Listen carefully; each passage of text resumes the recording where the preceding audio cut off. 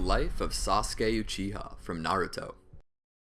Sasuke Uchiha is one of the last surviving members of Konohagakure's Uchiha clan. After his older brother Itachi slaughtered their clan, Sasuke made it his mission in life to avenge them by killing Itachi.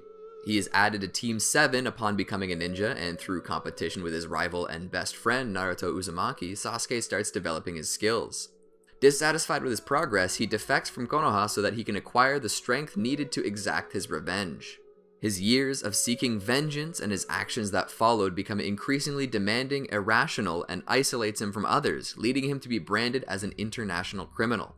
After learning the truth of his brother's sacrifice, later proving instrumental in ending the Fourth Shinobi World War, and being happily redeemed by Naruto, Sasuke decides to return to Konoha and dedicate his life to help protect the village and its inhabitants, becoming referred to as the supporting Kage. Welcome to the Amagi. In today's video, we're going over the life of Sasuke Uchiha. Before we begin, we publish a new video every day, so be sure to subscribe to our channel and ring the bell to get notified about our latest videos. The Amagi's reach stretches beyond just this channel, so if you're a fan of us, please consider subscribing to our other channels and following us on all of our social media. Help us reach our goal of passing 100,000 followers on all of our accounts by the end of the year. And with that out of the way, let's get into the video.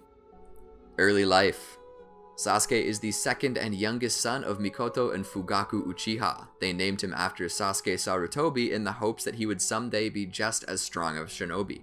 Sasuke grew up in the shadow of his older brother Itachi, a natural prodigy who many in the Uchiha clan and the village would constantly compare Sasuke and any of his accomplishments to. Sasuke himself adored Itachi, never passing up an opportunity to spend time with him. Although Itachi welcomed his company, letting Sasuke watch him train and taking him on adventures into the forests, Itachi in return rarely helped Sasuke himself become a better shinobi. When asked, he would often instead poke Sasuke's forehead and promise to do it some other time. Sasuke found this annoying, but didn't allow it to blemish his high opinion of his brother. On entering the Konoha Ninja Academy, Sasuke proved to be the standout of his class, consistently getting top grades.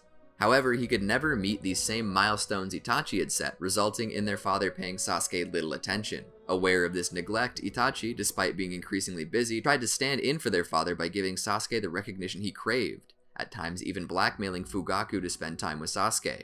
As time went on, Itachi started becoming distant and cold towards their family, culminating in a falling out with much of the Uchiha clan on their suspicion that he'd killed his best friend, Shisui Uchiha. Sasuke did not understand the reason for this, but he didn't mind the side effect. His father began taking an interest in his development. Fugaku taught Sasuke how to perform the Great Fireball technique, which he mastered in a week. Fugaku stated his pride in Sasuke for this accomplishment, but at the same time encouraged him not to follow in Itachi's footsteps. After a long day of training, Sasuke returned home one night to find the streets littered with the bodies of the Uchiha. He rushed home to notify his family of this Uchiha clan massacre, only to find Itachi standing over the bodies of their parents. Sasuke tried to solicit help and comfort from Itachi, who responded by using Tsukiyomi on him to torment him with visions of him murdering their family. Horrified by what Itachi had done, Sasuke pleaded for an explanation, to which Itachi replied that it was to test his own power. Fearful that he would be next, Sasuke tried to run. Itachi cornered him and explained that Sasuke, as he then was, would not be worth killing. Only by becoming stronger, such as by acquiring his own Mangekyo Sharingan, could he prove a worthwhile challenge to Itachi's abilities. Before leaving, Itachi encouraged Sasuke to hate him, to desire revenge, and to gain power from that. Sasuke immediately followed through, pursuing Itachi and using his newly awakened Sharingan to attack him. The attack failed and Sasuke passed out, but not before glimpsing Itachi crying. Sasuke would forget this had happened for many years. Sasuke, now one of the last surviving Uchiha, was alone. He spent his first few days after the massacre wandering his family's compound, reflecting on the people who were now gone, killed by Itachi. Sasuke decided to do what Itachi had instructed and dedicated his life to vengeance, having no other interest than bringing about Itachi's death. He threw himself into his studies at the academy, making no efforts to form friendships and ignoring all the girls' attempts to gain his affection. One of his classmates, Naruto, disliked Sasuke's cool personality and the attention he received, and developed a one-sided rivalry in his pursuit to prove himself as good as, if not better than, Sasuke. For his part, Sasuke thought little of Naruto and was usually annoyed by his outbursts, but would at times secretly smile at how Naruto worked because of him. Ironically, for all the attention he received, Naruto was the only person among his peers who understood Sasuke due to the painful experiences he had. Prologue, Land of Waves. Upon graduating from the academy, Sasuke is added to Team 7 under the leadership of Kakashi Hatake. Sasuke makes clear during their first meeting how little interest in the team he has, his only goal in life being to kill Itachi. One of his teammates, Sakura Haruno, tries to bond with him by sharing her envy of their other teammate, Naruto Uzumaki's lack of parents, but this only offends Sasuke.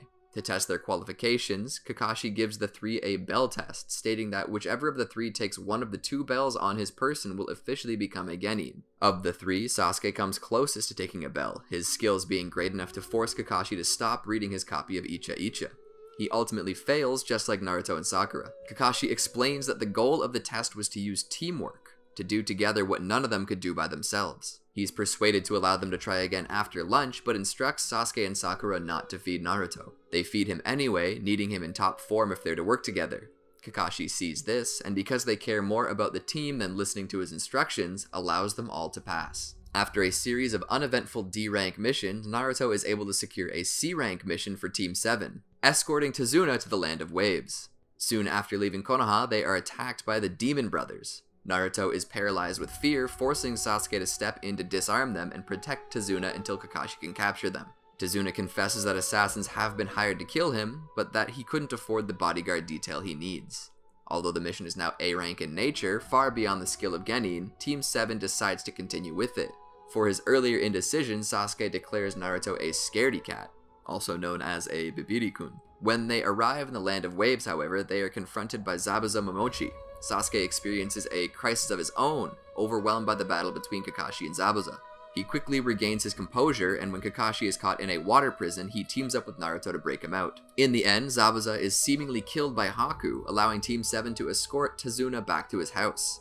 Kakashi finds Zabuza's death suspicious and decides to train the team in case he returns. He has them perform the tree climbing practice to improve their chakra control, which will help them against Zabuza. Although Sasuke's control is initially much better than Naruto's, Naruto improves rapidly using advice from Sakura, who herself mastered it from the start. Sasuke asks Naruto to share Sakura's advice with him, and from competition between them, they each climb to the top of their trees.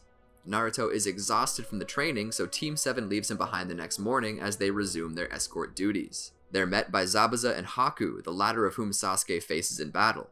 Because of Sasuke's speed and refined chakra control, Haku imprisons him with his demonic mirroring ice crystals. Naruto joins to help, but unaware of how Haku's mirrors work, joins Sasuke within the prison. Sasuke is unable to melt the mirrors with his fire, and Naruto is unable to break free with his shadow clones, leaving them at the mercy of Haku's Senbon. As time passes, however, Sasuke becomes increasingly able to dodge Haku's attacks, a benefit of his awakening Sharingan. Seeing this, Haku decides to finish off Naruto so he can focus on Sasuke. Sasuke shields Naruto from Haku's attack with his own body. When Naruto asks him why, Sasuke claims his body acted on its own. Sasuke seemingly dies from his injuries. In truth, Haku only struck Sasuke's vital points to put him in a temporary death-like state, so he wakes up a short time later. By the time he does, both Haku and Zabuza are dead, so their bodyguard services are no longer required. When their injuries heal, they return home via the newly constructed Great Naruto Bridge. Chunin exams. Team 7 resumes its series of unremarkable missions. For their performance in the Land of Waves, however, Kakashi decides to enter them in the Chunin exams taking place in Konoha. Because they've only recently graduated from the academy, the three feel they must give strong showings to prove themselves. When they arrive at the exam hall, Sasuke first uses his Sharingan to dispel a genjutsu intended to discourage unqualified genin, and then agrees to spar with Rock Lee. Lee's speed and taijutsu skills impress Sasuke enough to use his Sharingan in their fight. Although he's able to see Lee's movements better, Sasuke can't physically keep up, and Lee nearly performs the front lotus on him. Lee is stopped by his teacher, Might Guy, whose emotional method of punishing Lee disturbs Sasuke, Naruto, and Sakura. During the exam's first stage, the participating genin are given a written test. Sasuke is unable to answer any of the questions, causing him to realize that the purpose of the first stage is to cheat without getting caught. He therefore uses his Sharingan to mimic the pencil movements of other examinees. Team 7 continues to the second stage in the Forest of Death, where to pass they must obtain a pair of scrolls, one of which they're given at the start, the other of which they must take from another team. Soon after entering, Sasuke discovers that what appears to be Naruto is an Ame-nin, Oboro in disguise. He drives Oboro off and locates the real Naruto. To prevent this from happening again, Sasuke comes up with a complicated password that they'll share to confirm their identities in case they get separated. They're immediately attacked, and when they regroup, Naruto correctly recites the answer. Knowing Naruto could have never remembered the password, Sasuke attacks the imposter. The imposter, Orochimaru, is far too strong for them to contend with and may very well kill them. Sasuke tries to forfeit their scroll in exchange for their lives, but Naruto, upon locating them, stops him, believing Sasuke may also be an enemy ninja in disguise because the Sasuke he knows would never surrender. Naruto engages Orochimaru in combat, defeats his snake, and calls Sasuke a scaredy cat before Orochimaru finally renders him unconscious. Amazed by Naruto's performance and encouraged by Sakura, Sasuke picks up where he left off by pinning Orochimaru down and attacking him with the Dragon Fire technique. Orochimaru is impressed by Sasuke and brands him with a cursed seal of heaven to reward him before leaving. The pain of the cursed seal overwhelms Sasuke and he passes out. When Sasuke regains consciousness, he finds Sakura badly injured, Rock Lee defeated in battle, and Team 10 defending them from Team Dosu, an Oto team. Sasuke questions Sakura on the identity of who hurt her, which Zaku Abumi takes credit for. Under the cursed seal's influence, Sasuke attacks Zaku and breaks both of his arms. He prepares to do the same to Zaku's teammates, but Sakura's pleas for him to stop bring him back to his senses and the cursed seal recedes. The Genin teams go their separate ways, and Team 7 spends several days recuperating from their ordeals. On the last day of the second stage, they go looking for the second scroll that they still need. They're found by Team Oboro, which Naruto distracts while the rest of Team 7 sneaks behind and knocks out. With 2 scrolls, Team 7 is able to advance to the preliminary round. Sasuke is paired against Yoroi Akado for the first match. Before the fight starts, Kakashi warns Sasuke that use of the cursed seal will disqualify him. Because he can't use chakra without the cursed seal activating, Sasuke is forced to only use taijutsu, something that proves difficult when Yoroi absorbs his chakra whenever he gets close. Sasuke ends up mimicking the portion of Rock Lee's front lotus he saw a few days earlier, inventing the lion combo to defeat him. Afterwards, Kakashi takes Sasuke aside and uses the evil sealing method on his cursed seal so that it won't flare up as often. Sasuke loses consciousness from the application, and by the time he wakes up, the preliminaries are already over. For the final matches taking place in a month, Sasuke was to face Gaara of Sunagakure in the first round. In order to prepare him for this fight and to give him an alternative to the cursed seal's power, Kakashi teaches him how to use Chidori and helps him further emulate Lee's speed and fighting style. Their training runs long and Sasuke in fact arrives late for his match, but he finds that they waited for him because the audience has anticipated the fight so much. Sasuke uses his speed to attack Gaara from multiple angles in a short time, leaving his shield of sand unable to block anything. Gaara surrounds himself with his sand so that Sasuke won't bother him while he prepares for the fight. Unable to get through the shield with physical attacks, Sasuke pierces it with Chidori. Gaara's arm is wounded and his shield dissolves, but not before Sasuke briefly senses Shukaku within him. Before the fight can continue, however, a Genjutsu descends on the stadium. Konoha Crush. The invasion of Konoha begins, forcing the cancellation of the Chunin exams. As Konoha Nin in the stadium start engaging the invading Suna and Oto forces, the exam proctor Genma Shiranui sends Sasuke after the escaping Gaara. Kankuro attempts to delay Sasuke, but Shino Aburame appears to fight Kankuro in Sasuke's place. By the time Sasuke catches up with him, Gaara is already in the process of transforming into Shukaku. Gaara attacks with increased speed and strength, which Sasuke is only narrowly able to avoid. He counters with Chidori and succeeds in injuring Gaara yet again, but Gaara is still able to continue fighting. Sasuke, who has already reached his limit of using Chidori twice a day, is low on options. He's able to use a third Chidori by using his cursed seal, but is left paralyzed afterwards and at Gaara's mercy. Sasuke is saved by the timely arrival of Naruto and Sakura, sent by Kakashi to provide assistance. Sakura is quickly captured and Naruto initially struggles against Gaara. Sasuke volunteers to use what little strength he has to distract Gaara while Naruto escapes with Sakura, but Naruto is unwilling to do so.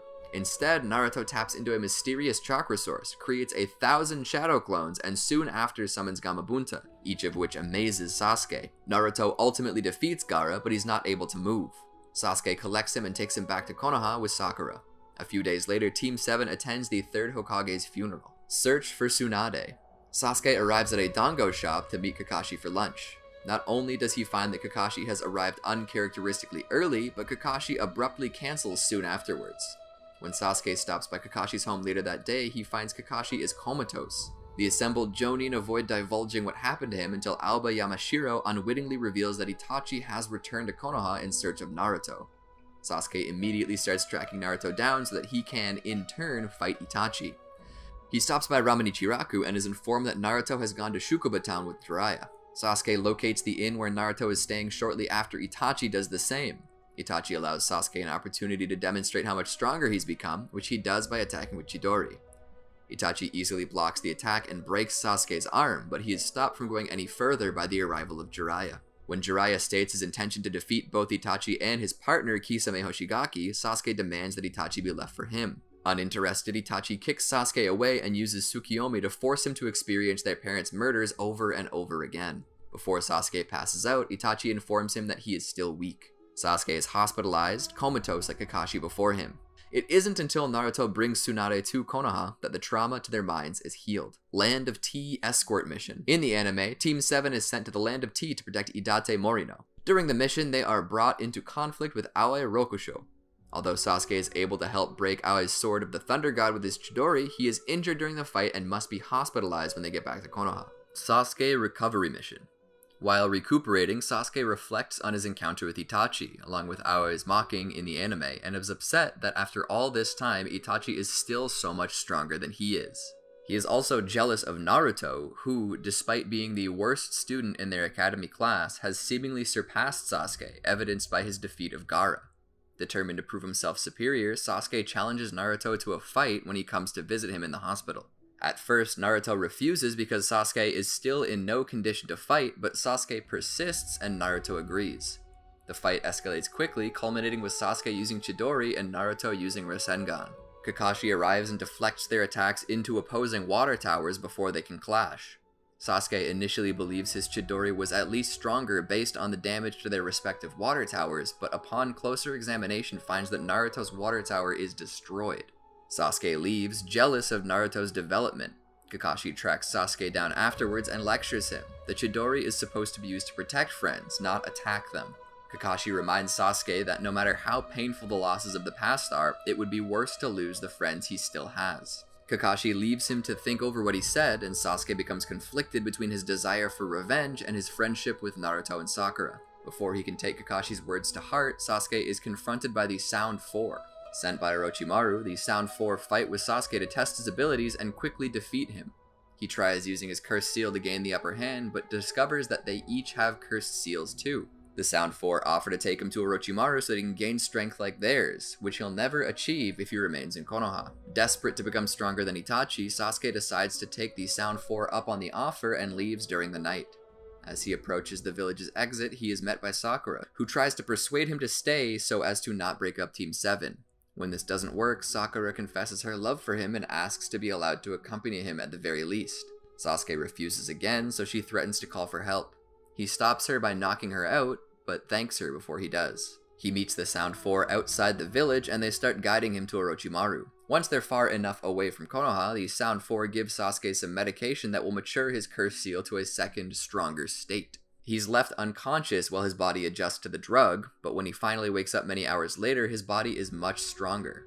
Ecstatic, Sasuke continues on to Orochimaru by himself, paying little attention to the Sound Four's ongoing battle with the Sasuke recovery team. Sasuke is stopped at the Valley of the End by Naruto. Sasuke ignores his pleas to return to Konoha and is unmoved by Naruto's warnings that Orochimaru will take his body, believing that such a sacrifice is worthwhile if it will lead to Itachi's death. Naruto starts attacking him, ready to take him back to Konoha by force if necessary. Sasuke returns the attacks as a way of resuming the fight that Kakashi interrupted earlier. He also decides to kill Naruto, remembering Itachi's explanation that killing one's closest friend will awaken the Mangekyo Sharingan. With his Cursed Seal, Sasuke is able to land a number of serious blows. Although Naruto didn't want to believe that Sasuke would really kill him, his mounting injuries convince him otherwise and force him to call on the powers of the Nine Tails within him. Sasuke is surprised by the insidious chakra he senses, the sudden healing of Naruto's wounds, and the increases to his strength and speed. Sasuke becomes angry and asks Naruto why he would go so far for him, to which Naruto responds that Sasuke is like a brother to him, and he simply can't let him go. Sasuke acknowledges their bond and promises to sever it, but does at least put on the forehead protector that until now he refused to do Naruto the courtesy of wearing. He boasts that Naruto will not even be able to scratch the forehead protector. They continue trading blows, with Naruto eventually manifesting a fox-shaped cloak, and Sasuke entering his Cursed Seal's second level. Sasuke clashes his Chidori with Naruto's Rasengan, and within the dome of resulting energy, they finally trade blows.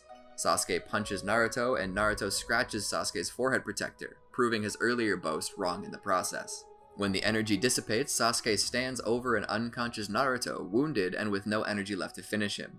He decides not to kill him since that's what Itachi would want him to do, and he refuses to let Itachi decide his actions. He leaves his forehead protector behind with Naruto and continues on to Orochimaru by himself. When he finally reaches Orochimaru's lair, he discovers that Orochimaru has already found a new body.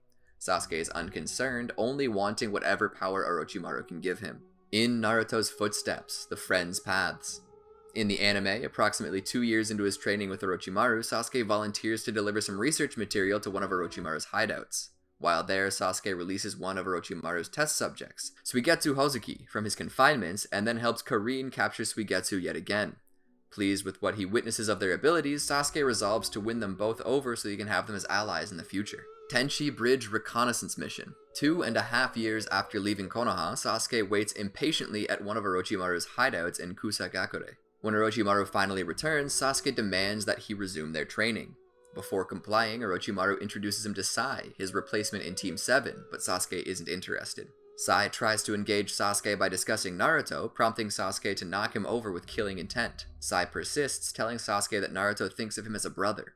Sasuke replies that he only has one brother, whom he will kill. Sai tracks him down later as he rests. Sasuke demands an explanation for the disturbance, and Sai reveals that he wishes to reunite Sasuke with Naruto so as to re-establish the brotherly bond they had. Annoyed, Sasuke attacks him. Naruto, Sakura, and Yamato, Kakashi's replacement, are attacked at the site of Sasuke's attack. Sai is unharmed and is prepared to help them bring him back to Konoha. Sasuke reacts with indifference to Sakura and Naruto, chastising the latter for still pursuing him after all these years. Sasuke also goes on to tell Naruto that he couldn't simply break their bond by killing him, and that he only spared Naruto's life from their first fight on a whim, but intends to kill him for real this time. To demonstrate that they mean nothing to him, Sasuke quickly neutralizes them all, his growth under Orochimaru being far greater than any of them expected.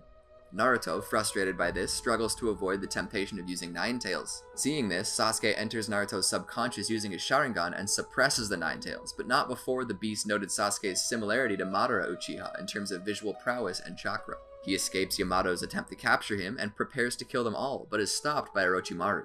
Orochimaru points to their recent successes against Akatsuki, the organization that Itachi belongs to, and explains that letting them live may further weaken Akatsuki, thereby making it easier to kill Itachi. Sasuke accepts this reasoning, and they leave Team 7 behind. Three Tails appearance. In the anime, Sasuke meets one of Orochimaru's test subjects, Yukimaru, who is picking white camellias. Itachi Pursuit Mission. After defeating hundreds of Otogakure forces in a training match without receiving a scratch and without killing his opponents, Sasuke decides there's nothing else he can learn from Orochimaru. He decides to kill Orochimaru before he goes, finding Orochimaru's pursuit of power for power's sake distastefully similar to Itachi. Because his current host body is in the process of rejecting him anyway, Orochimaru vacates it and attempts to take Sasuke's. Sasuke repels the attack and cuts up his body, but the exposure to fluids on Orochimaru's body paralyzes Sasuke, allowing Orochimaru to initiate the living corpse reincarnation. Orochimaru starts imprisoning Sasuke within his own subconscious, but Sasuke reverses the process with demonic illusion shackling stakes technique, imprisoning Orochimaru in Sasuke's subconscious instead. Before leaving the base, Sasuke releases Suigetsu Hozuki from the tank he was kept stored in and invites him to join a team he's forming. When Sasuke explains that he's dealt with Orochimaru, Suigetsu tests his abilities to make sure his victory wasn't a fluke, and satisfied, agrees to join him. They travel to another hideout to recruit Karin, and release the prisoners kept there so that she wouldn't have other commitments. Karin refuses to join their team, but claims that she happens to be going in the same direction as they are. They visit another hideout to recruit Jugo, the origin of Orochimaru's cursed seals. As they approach, they are confronted by a horde of escaped cursed seal recipients, but easily deal with them all. Although they locate Jugo easily enough in his cell, he's unwilling to go with them, afraid that he'll kill them in a violent rage. When Sasuke demonstrates that they can keep Jugo's rage under control, he agrees to go with them. Sasuke takes the others to Soraku to stock up on supplies, after which he explains that their team, called Hebi, has been assembled for the sole reason of finding and killing Itachi. They then split up to search for leads.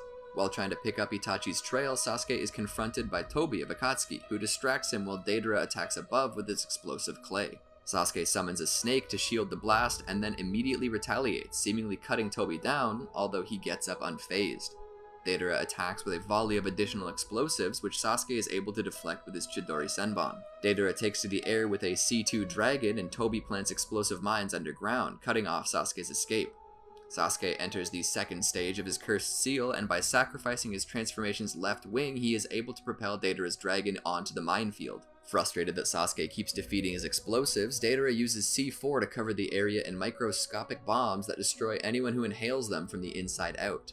Able to see the bombs with his Sharingan, Sasuke uses a genjutsu to fake his death while he sneaks up behind Deidara.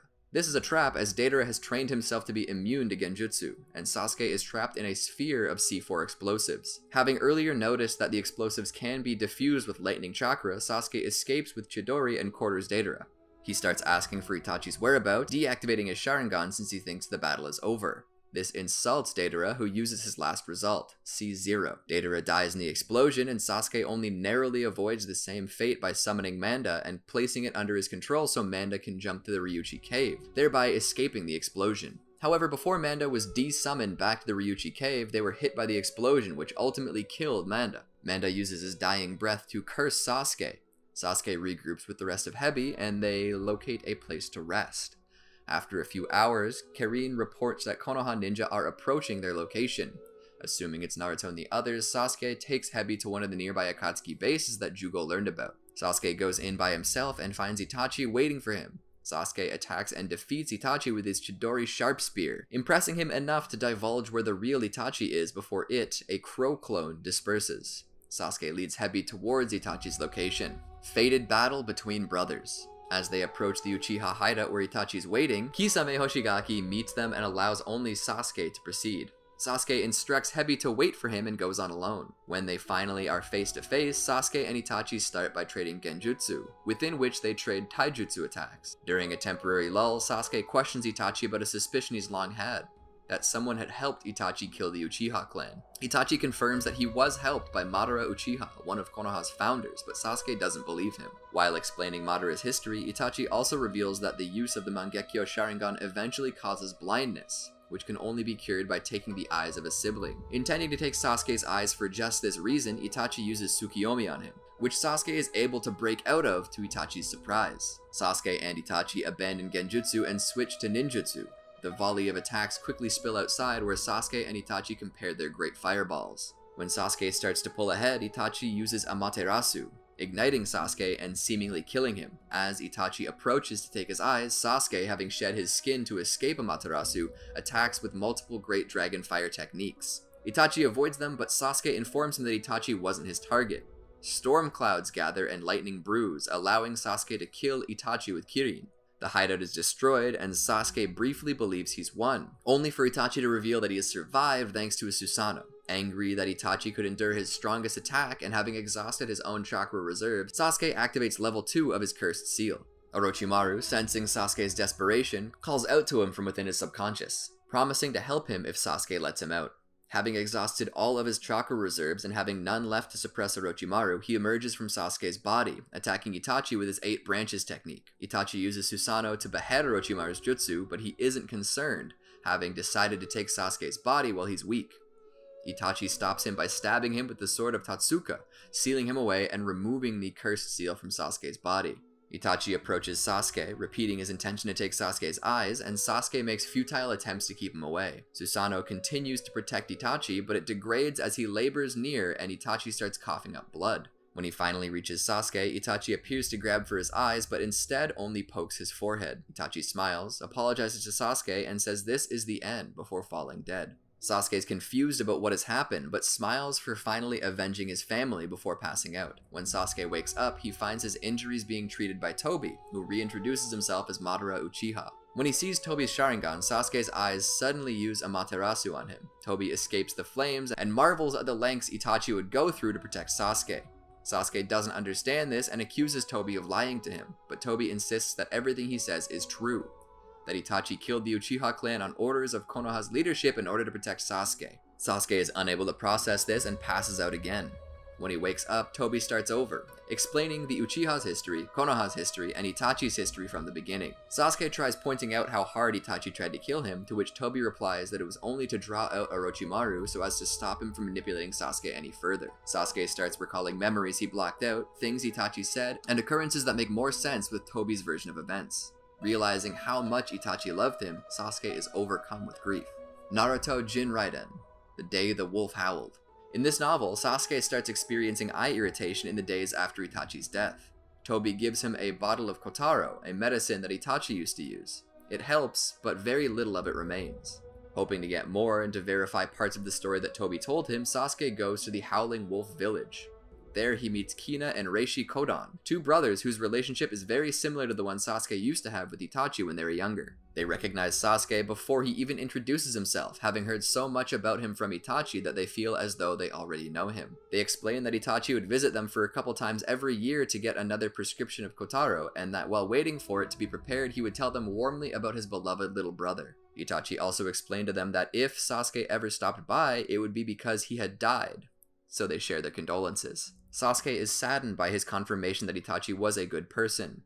Wishing to be alone, he places an order for more Kotaro before going off to rest in the same shack Itachi used to stay in. During the week it'll take the Kotaro to be made, Kina convinces Sasuke to help him investigate a series of murders that have been taking place in the area, hoping it will redeem their Kodan clan. During the course of the investigation, Sasuke discovers that Kina is behind the murders, killing villagers who pick on him by inadvertently releasing Roen, a monster sealed within him. Every time this happens, Reishi wipes his memory so that he won't be traumatized by what he did. With the village starting to suspect that one of the brothers is responsible, Reishi asks Sasuke to help convince them that he is the murderer in order to spare Kina. Sasuke, again reminded of the relationship between Itachi and himself, agrees. Kina, however, doesn't want anything to happen to Reishi, and once again inadvertently releases Roen and starts attacking the Howling Wolf village. Because of the nature of the seal containing Roen, they now only have 10 minutes to perform another seal or Kina will die. Sasuke suggests a new seal concocted by Itachi before he died. Sasuke keeps Roen busy with his Mangekyo Sharingan, it having finally awakened on coming to terms with Itachi's death. Reishi performs the seal, trapping Roen in a nearby shrine at the cost of his life. Kina is saved and is given sole credit for stopping Reishi and saving the village, Sasuke having altered the villagers' memories with Genjutsu. Kina, unable to remember anything, doubts this story is true, unwilling to believe Reishi was a murderer. Sasuke offers to take Kina with him and train him to be a ninja, but Kina refuses, wishing to stay in the Howling Wolf village to help people like Reishi did. As in the manga and anime, Sasuke gathers the members of Hebi with Tobi watching from nearby. Having finally accepted that Itachi was a good person who was wronged by Konoha, he decides that the new mission for their team, now renamed Taka, will be to destroy Konoha. Pain's assault. Tobi offers to help Taka destroy Konoha, but in exchange first asks that they help Akatsuki by going to Kumogakure to capture the Eight Tails. Sasuke agrees, but makes it clear he plans to kill only the elders involved in the massacre and the rest of the villagers will be spared. They track the Eight Tails Jinchuriki, Killer Bee, to the Valley of Clouds and Lightning and confront him. Sasuke and Suigetsu attack him with their swords, but he proves to be a better swordsman than they are and stabs Sasuke with several of his Super Vibrato Lightning Release swords. After Kirin heals his injuries, Sasuke attacks Bee with Chidori, but it has little effect. Bee enters a version 1 form and attacks. Sasuke, recognizing it from his fight with Naruto, tries halting Bee with Genjutsu. Bee pretends to be paralyzed by it, causing Sasuke to lower his guard and allowing Bee to attack him with Lariat. Sasuke is left badly injured and it falls to Jugo to heal him. Bee enters Tailed Beast mode and attacks Taka with a Tailed Beast ball, which Suigetsu uses his body to block. He survives but is knocked unconscious. Unwilling to lose his teammates, Sasuke uses his Mangekyo Sharingan to perform Amaterasu on Bee. As Bee writhes in pain, he nearly crushes Kirin with a tentacle, prompting Sasuke to sever it to protect her. Bee's transformation recedes, Taka collects his body, and they deliver it to Tobi. It's revealed that in an earlier secret conversation with Tobi, Sasuke admitted that he not only wants to kill the elders, but all the residents of Konoha. Sasuke explains that the grief of losing Itachi and everyone being ignorant of how Itachi sacrificed his life for peace made it impossible for him to follow in Itachi's footsteps, and he felt that the villagers are just as guilty, even going as far as to threaten to kill the loved ones of anyone who dared to oppose him. As they recuperate, they discover that they've been followed by Kumonin. They escape before they can be drawn into battle and set out for Konoha. Past arc, the locus of Konoha. In the anime, on their way to Konoha, Taka passes a construction site that reminds Sasuke of Team 7's mission to rescue Naho, 5 Kage Summit. Tobi intercepts Taka on their way to Konoha, explaining that the bee was a fake, the real bee having escaped when Sasuke severed the tentacle. While trying to decide if and how they will compromise, Zetsu appears and announces that Konoha has been destroyed already and that Danzo Shimura has been appointed the next Hokage. Because Danzo was the main conspirator in the Uchiha clan's assassination, Tobi comes up with an alternative for capturing the Eight Tails. Taka must go to the 5 Kage Summit being held within a few days to kill Danzo. Sasuke accepts these terms and is led to the Land of Iron by White Zetsu. On arrival, White Zetsu points Danzo out to them, and Taka finds a place where they can ambush him. Taka's presence is discovered, exposed by White Zetsu on Tobi's orders, and the country's samurai mobilize to capture them. Sasuke kills dozens of samurai, attracting the 4th Raikage to their location. Taka engages the Raikage and his bodyguards. While Sasuke neutralizes C, Jugo fights and is defeated by the Raikage. Sasuke and the Raikage turn their attentions to each other, but Sasuke is unable to pierce the Raikage's lightning release chakra mode. The Raikage's lightning-augmented physical attacks prove similarly formidable, and it is only by manifesting an underdeveloped Susanoo that Sasuke survives the Raikage's Liger Bomb. Sasuke tries to discourage further contact from the Raikage by coating Susanoo with Amaterasu's flames, but the Raikage attacks regardless, willfully forfeiting his left arm in order to avenge Killer B, his younger brother. Sasuke and the Raikage prepare to attack each other yet again, but are stopped by Gaara, now the Kazekage. Gaara asks for a chance to speak with Sasuke, which the Raikage agrees to so he can have his arm healed. Gaara shares his own experience with loneliness and vengeance and how he came to decide that they were not worthwhile pursuits. He discourages Sasuke from making the same mistakes as he did, but Sasuke refuses to listen because all he can see is darkness. Unable to get through to him, Gaara and his bodyguards attack. Sasuke escapes by caving the room in with his Susanoo and locates Karin, while telling her to leave Suigetsu and Jugo behind to have her guide him to Danzo. Danzo flees as soon as they arrive, and Sasuke's attempt to pursue is blocked by the 5th Mizukage. With his chakra running low, Sasuke nearly succumbs to her boil release, only to be saved by White Zetsu's spore technique. He escapes from the Mizukage, but is met by the 3rd Tsuchikage, who seemingly vaporizes him with dust release, detachment of the primitive world technique. Sasuke is saved at the last moment by Tobi, who sends him to Kamui's dimension to keep him safe. He also sends Karin with him to revitalize him. Tobi releases both of them later once he's tracked down Danzo, making good on his promise to help Sasuke avenge the Uchiha clan by killing him. Before they start fighting, Sasuke asks for Danzo to confirm that Itachi really was ordered to kill the Uchiha by Konoha's leadership. Danzo, assuming Sasuke heard this from Itachi, criticizes Itachi for revealing the secret and concludes that Itachi, in doing so, is a traitor to Konoha. Taking this as confirmation, Sasuke uses Susanoo to crush Danzo in anger. Danzo, however, appears unharmed and starts attacking Sasuke. Sasuke counters a number of times, even evolving his Susanoo to a completed form, but each time Danzo is seemingly fatally wounded, he emerges a short distance away unharmed. From observing Danzo during their fight, Sasuke notices that he has many Sharingan embedded on his arm, and that they close at regular intervals. He concludes that this is the key to Danzo's survival, and that when all eyes close, he won't be able to avoid injury anymore. Danzo confirms this as Izanagi. Their battle continues on until Danzo is left with only one Sharingan remaining, at which point he and Sasuke clash, stabbing each other. Danzo waits for Izanagi to undo the damage, only to realize that what he thought was a remaining Sharingan was Sasuke's Genjutsu, and that his injury is irreversible. Desperate to escape, Danzo takes Karin hostage, threatening to kill her if Sasuke comes near. Sasuke doesn't hesitate to stab through her with his Chidori sharp spear in order to fatally wound Danzo. Dying, Danzo staggers closely to Sasuke and Tobi and activates his reverse force symbol sealing in order to kill them both, but they escape. Satisfied with his revenge on Danzo, Sasuke states his intentions to continue on to Konoha. Tobi advises that he rest, as he's already starting to experience blindness from overusing the Mangekyo Sharingan. He also suggests that Sasuke finish off Karin and then leaves with Danzo's body. Sasuke approaches Karin and bids her farewell as he prepares a Chidori, but he is stopped by the arrival of Sakura. She tells them that she's defected from Konoha and is prepared to help him in his goals, even if that means destroying the village. Suspicious, Sasuke tells her to kill Karin to prove her loyalty, but as she nears Karin, Karin warns her that Sasuke is attacking her from behind. His attack is blocked by Kakashi, who is furious at Sasuke for trying to kill Sakura. Kakashi explains that he's aware that Sakura came to kill Sasuke and doesn't want her to need to go through with that because of his own failings as their teacher. Kakashi tries to discourage Sasuke from the path of vengeance he's on, which Sasuke laughs at, having grown tired of people trying to change his mind, and then shouts that he will only stop if his clan is brought back to him.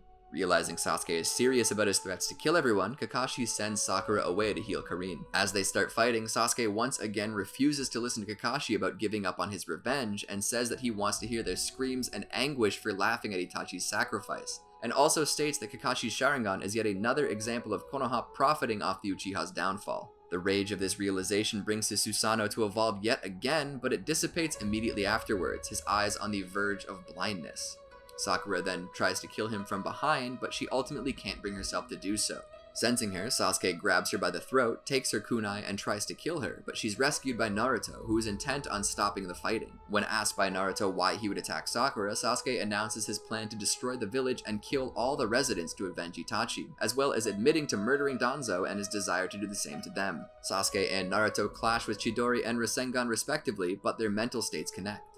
Sasuke offers Naruto two choices: kill him or get killed, but Naruto rejects both. The impact of their attacks send them flying, and Sasuke is saved by Tobi. As Tobi tries convincing Sasuke to retreat, Naruto tells Sasuke that they have become equals and they will both die the next time they fight. Although angry at Naruto for refusing to give up on him, Sasuke accepts this and vows to kill Naruto first. He finally agrees to leave with Tobi, and when they get back to the mountain's graveyard, he asks for Itachi's eyes, needing to restore his sight if he's to become stronger than Naruto and kill him. 4th Shinobi World War Countdown. After transplanting Itachi's eyes into Sasuke, Tobi advises that he rest until he gets used to them. Sasuke claims that he's already more powerful because he can feel Itachi. 4th Shinobi World War Confrontation. Sasuke asks Zetsu if he can take off the bandages over his eyes. Zetsu tells him to be patient. By the next day, Sasuke is tired of waiting and removes the bandages anyways, killing White Zetsu with his Susanoo in order to test his new powers. 4th Shinobi World War Climax. Sasuke leaves the mountain's graveyard and wanders through two towns, but finds both strangely empty. When members of the White Zetsu army come after him, Sasuke asks what's currently happening in the world. The Zetsus avoid answering and try to capture him. He destroys most of them with a Matarasu and interrogates one with a Genjutsu. The Zetsu reveals that Tobi has initiated the 4th Shinobi World War in order to capture Killer Bee and Naruto. Sasuke decapitates this last Zetsu and then goes looking for Naruto himself, intending to make good on his promise to kill him. Immediately upon entering a nearby forest, Sasuke sees Itachi going in the opposite direction. Sasuke gives chase, desperately wanting to speak to Itachi. Because he has business elsewhere, Itachi doesn't stop to talk, but he does field some of Sasuke's questions. Itachi has been brought back with the impure world reincarnation. He spared Sasuke all those years ago because Sasuke was only a child, innocent of the rest of the Uchiha's conspiracies against Konoha. He pushed Sasuke onto a path of vengeance because he regretted killing their family and wanted Sasuke to hold him accountable for his actions. The criminal activities Sasuke has been involved in since his death are not what Itachi wanted, as he wished for Sasuke to be regarded as a hero for killing him. This only angers Sasuke, who says Itachi had no right to decide his fate. As he approaches his destination, Itachi tells Sasuke to remain outside. Sasuke ignores him and follows him into the cave where the user of the impure world reincarnation is hiding. Sasuke initially believes the user is Orochimaru, but on closer inspection recognizes him as Kabuto Yakushi. Confused with the situation, Sasuke demands answers and Kabuto gives him the goal behind the war. By capturing Naruto and Bee and using all 9-tailed beasts, Tobi plans to resurrect the 10 Tails, become his Jinchuriki, and cast infinite Tsukiyomi on the world. Sasuke also learns that he had been promised as a compensation for Kabuto by Tobi in exchange for his cooperation. Disapproving of Tobi and Kabuto's war against the nations, Sasuke is angry for being used and manipulated all along. Because Itachi's mission is to stop Kabuto, so as to end the impure world reincarnation, Sasuke tries to end things quickly by simply killing him. Itachi blocks this attack, explaining that the impure world reincarnation will not be ended if Kabuto dies, and their only option is to trap him in a Genjutsu. Aware of this, Kabuto avoids making eye contact with either of them, instead sending out his snakes to attack them. They counter with their Susanoo, but Sasuke notices that the snakes, as well as Kabuto himself, display abilities similar to Suigetsu and Karin. Kabuto explains that he's altered his body using Orochimaru's research on both of them, and he's done the same for Jugo, which has enabled him to enter Sage Mode. In Sage Mode, Kabuto shields his eyes so he's immune to Genjutsu. Needing to coordinate, Itachi reminds Sasuke of a mission they went on as children to hunt a boar, which they reenact with their Susanoo against Kabuto. Kabuto avoids them and commandeers Sasuke's sword, which he uses to attack Itachi. Itachi takes the sword back from him and uses it to cut the tip off of one of Kabuto's horns. Kabuto tries to turn Sasuke against Itachi, pointing out that Itachi has been lying to him for most of his life. Itachi admits to having made many mistakes in how he's handled Sasuke, but he promises to tell Sasuke something after they've stopped Kabuto, for which purpose he's already started using Izanami. Kabuto resumes his attack, using a variety of jutsu available to him through Sage Mode and his research of others, namely the Sound 5 and even Orochimaru. Because his body is immortal, Itachi focuses on protecting Sasuke from harm while waiting for an opportunity to complete the Izanami. When the opportunity presents itself, Itachi allows Kabuto to take Sasuke's sword again, which Itachi once again takes back and uses to cut the tip off of the same horn. This creates a loop of sensation that is independent of vision, trapping Kabuto in a Genjutsu and ending the battle.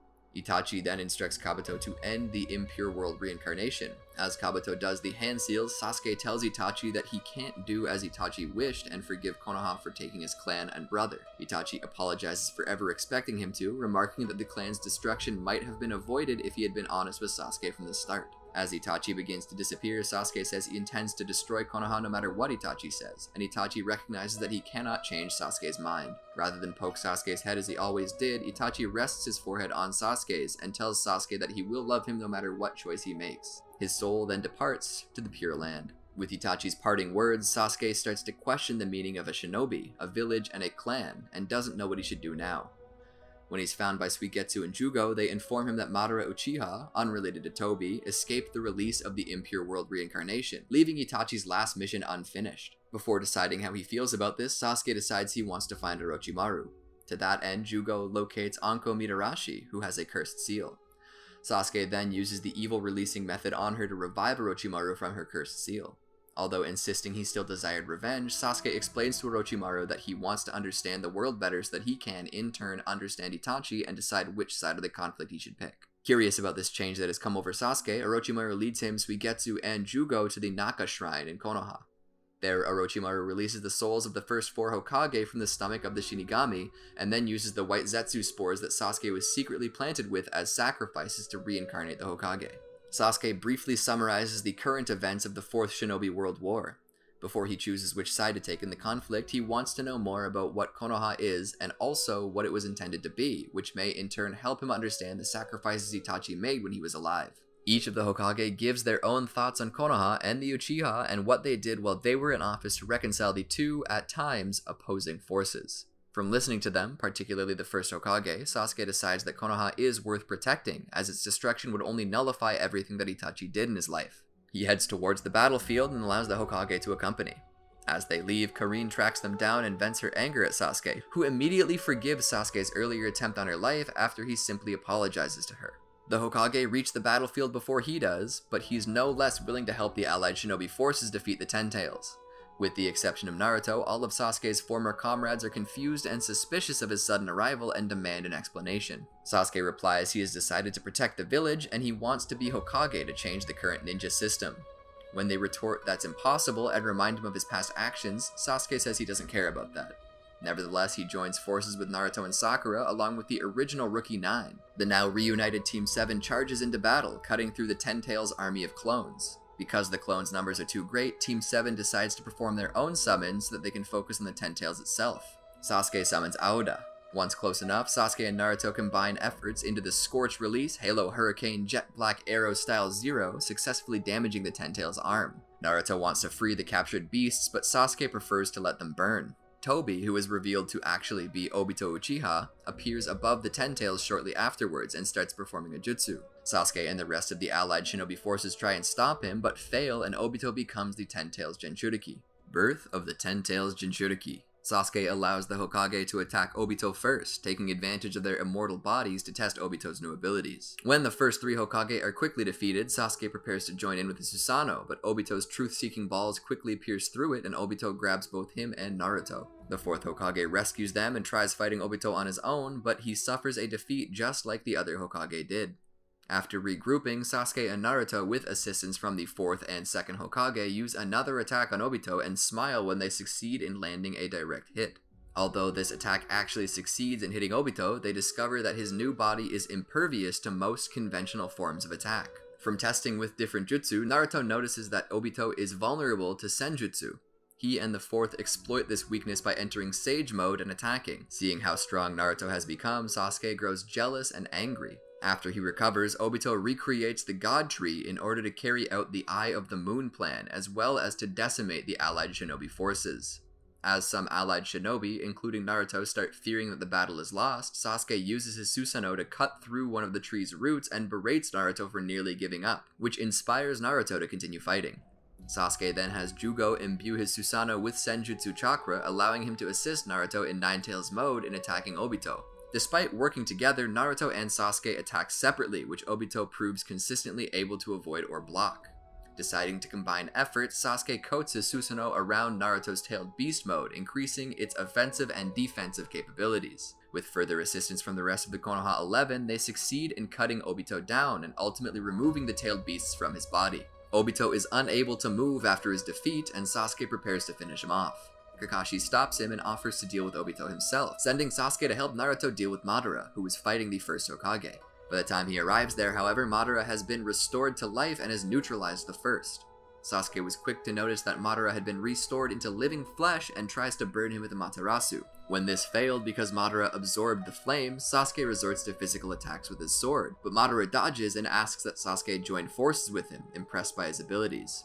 When Sasuke refuses, Madara advises that he stay out of his way or else he will die. Madara goes on to recapture the tailed beasts, including those sealed within Killer Bee and Naruto. As he prepares to revive the Ten Tails and become its Jinchuriki like Obito before him, Sasuke attacks him but is caught in midair by Madara. Having already warned Sasuke once, Madara stabs him in the chest with his own sword. Sasuke tries to get up, determined not to let Madara win and in turn let Itachi's memory be sullied, but he passes out as the life fades from him. On the edge of death, Sasuke is met by Hagoromo Otsutsuki, the famed sage of six paths. Hagoromo warns Sasuke about the infinite Tsukiyomi that Madara is planning to use. Because Sasuke is the reincarnation of Indra, Hagoromo's oldest son, Hagoromo can give him half of his power that, in combination with the half he gives to Naruto, the reincarnation of Hagoromo's other son, Asura, will enable them to stop the infinite Tsukiyomi.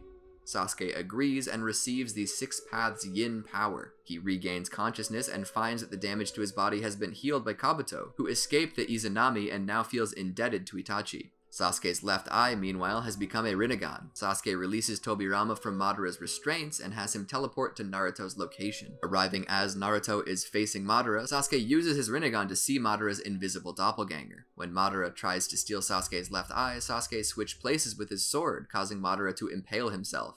While Madara recovers from the injury, Naruto and Sasuke attack from opposing sides in an effort to activate the seal given to them by Hagoromo. Madara escapes at the last moment and goes after Kakashi, taking his Sharingan. Sasuke catches up to Madara and bisects him, but he uses Kamui on his upper half to swap dimensions. Sasuke is later surprised to see Sakura appear after Obito used Kamui to save her from Madara. Regrouping with Team 7 and unsure when he'll return, Sasuke warns the others to be on guard. While they wait, Kakashi remembers when his team first introduced themselves years ago and wonders what Sasuke's intents are now that Itachi's gone. When asked this, Sasuke doesn't reply and Kakashi doesn't push it because they have more things to worry about. Sensing Madara coming, Kakashi reminds them of Team 7's first lesson, the importance of teamwork. Madara eventually returns with his other Rinnegan. Sakura launches the first attack and Sasuke follows close behind her. When she's stabbed by Madara's rod, Sasuke uses Chidori Sharp Spear to cut off the rod and allow Naruto to get her away. Sasuke sees 4 more Madaras and has Naruto fight them while White Madara moves into position to use the infinite Tsukiyomi. Madara rains numerous Chibaku Tensei down on Team 7. Sasuke cuts through several with his complete body Susanoo, but isn't able to reach Madara in time to stop the infinite Tsukiyomi from being cast. Kaguya Otsutsuki strikes. Sasuke hurries back to Naruto and uses his Susanoo to shield him, Sakura, and Kakashi from the infinite Tsukiyomi's effects. Naruto tries to go and check on the others, but Sasuke tells him to be patient. Sakura asks what's happening, but Sasuke tells her and then Kakashi they don't need to know because there's nothing they can do, and assumes leadership of Team 7 because he believes only he can stop the infinite Tsukiyomi with his Rinnegan. When they emerge, they find Madara has bound the world's population with God, nativity of a world of trees, and trapped them all within perpetual dreams. Madara confronts them and insists that he has ended all conflicts and that only Team 7, as the only remaining opposition, would seek to renew the cycle of death that plagued the world for centuries, which Sasuke retorts that Madara is disillusioned. As he's talking, Madara is stabbed from behind by Black Zetsu, and his body is converted into Kage Otsutsuki, which leaves Team 7 shocked. Sasuke and Naruto recognize Kaguya from their meeting Hagoromo as the origin of chakra. Although she now has access to the chakra of those trapped within the infinite Tsukiyomi, she wants Team 7's too, specifically Naruto's and Sasuke's. She transports them to one of Kaguya's dimensions, a sea of lava. Sasuke summons Garuda to save himself and Naruto, ignoring Kakashi, Sakura, and an unconscious Obito Uchiha. Sasuke reminds Naruto that only they can stop Kaguya, and therefore what happens to the others doesn't matter. Naruto understands, but he can't actually help but save them anyway, reminding Sasuke of when he saved him in the Land of Waves. Naruto engages Kaguya while Sasuke attacks from above with his Susanoo.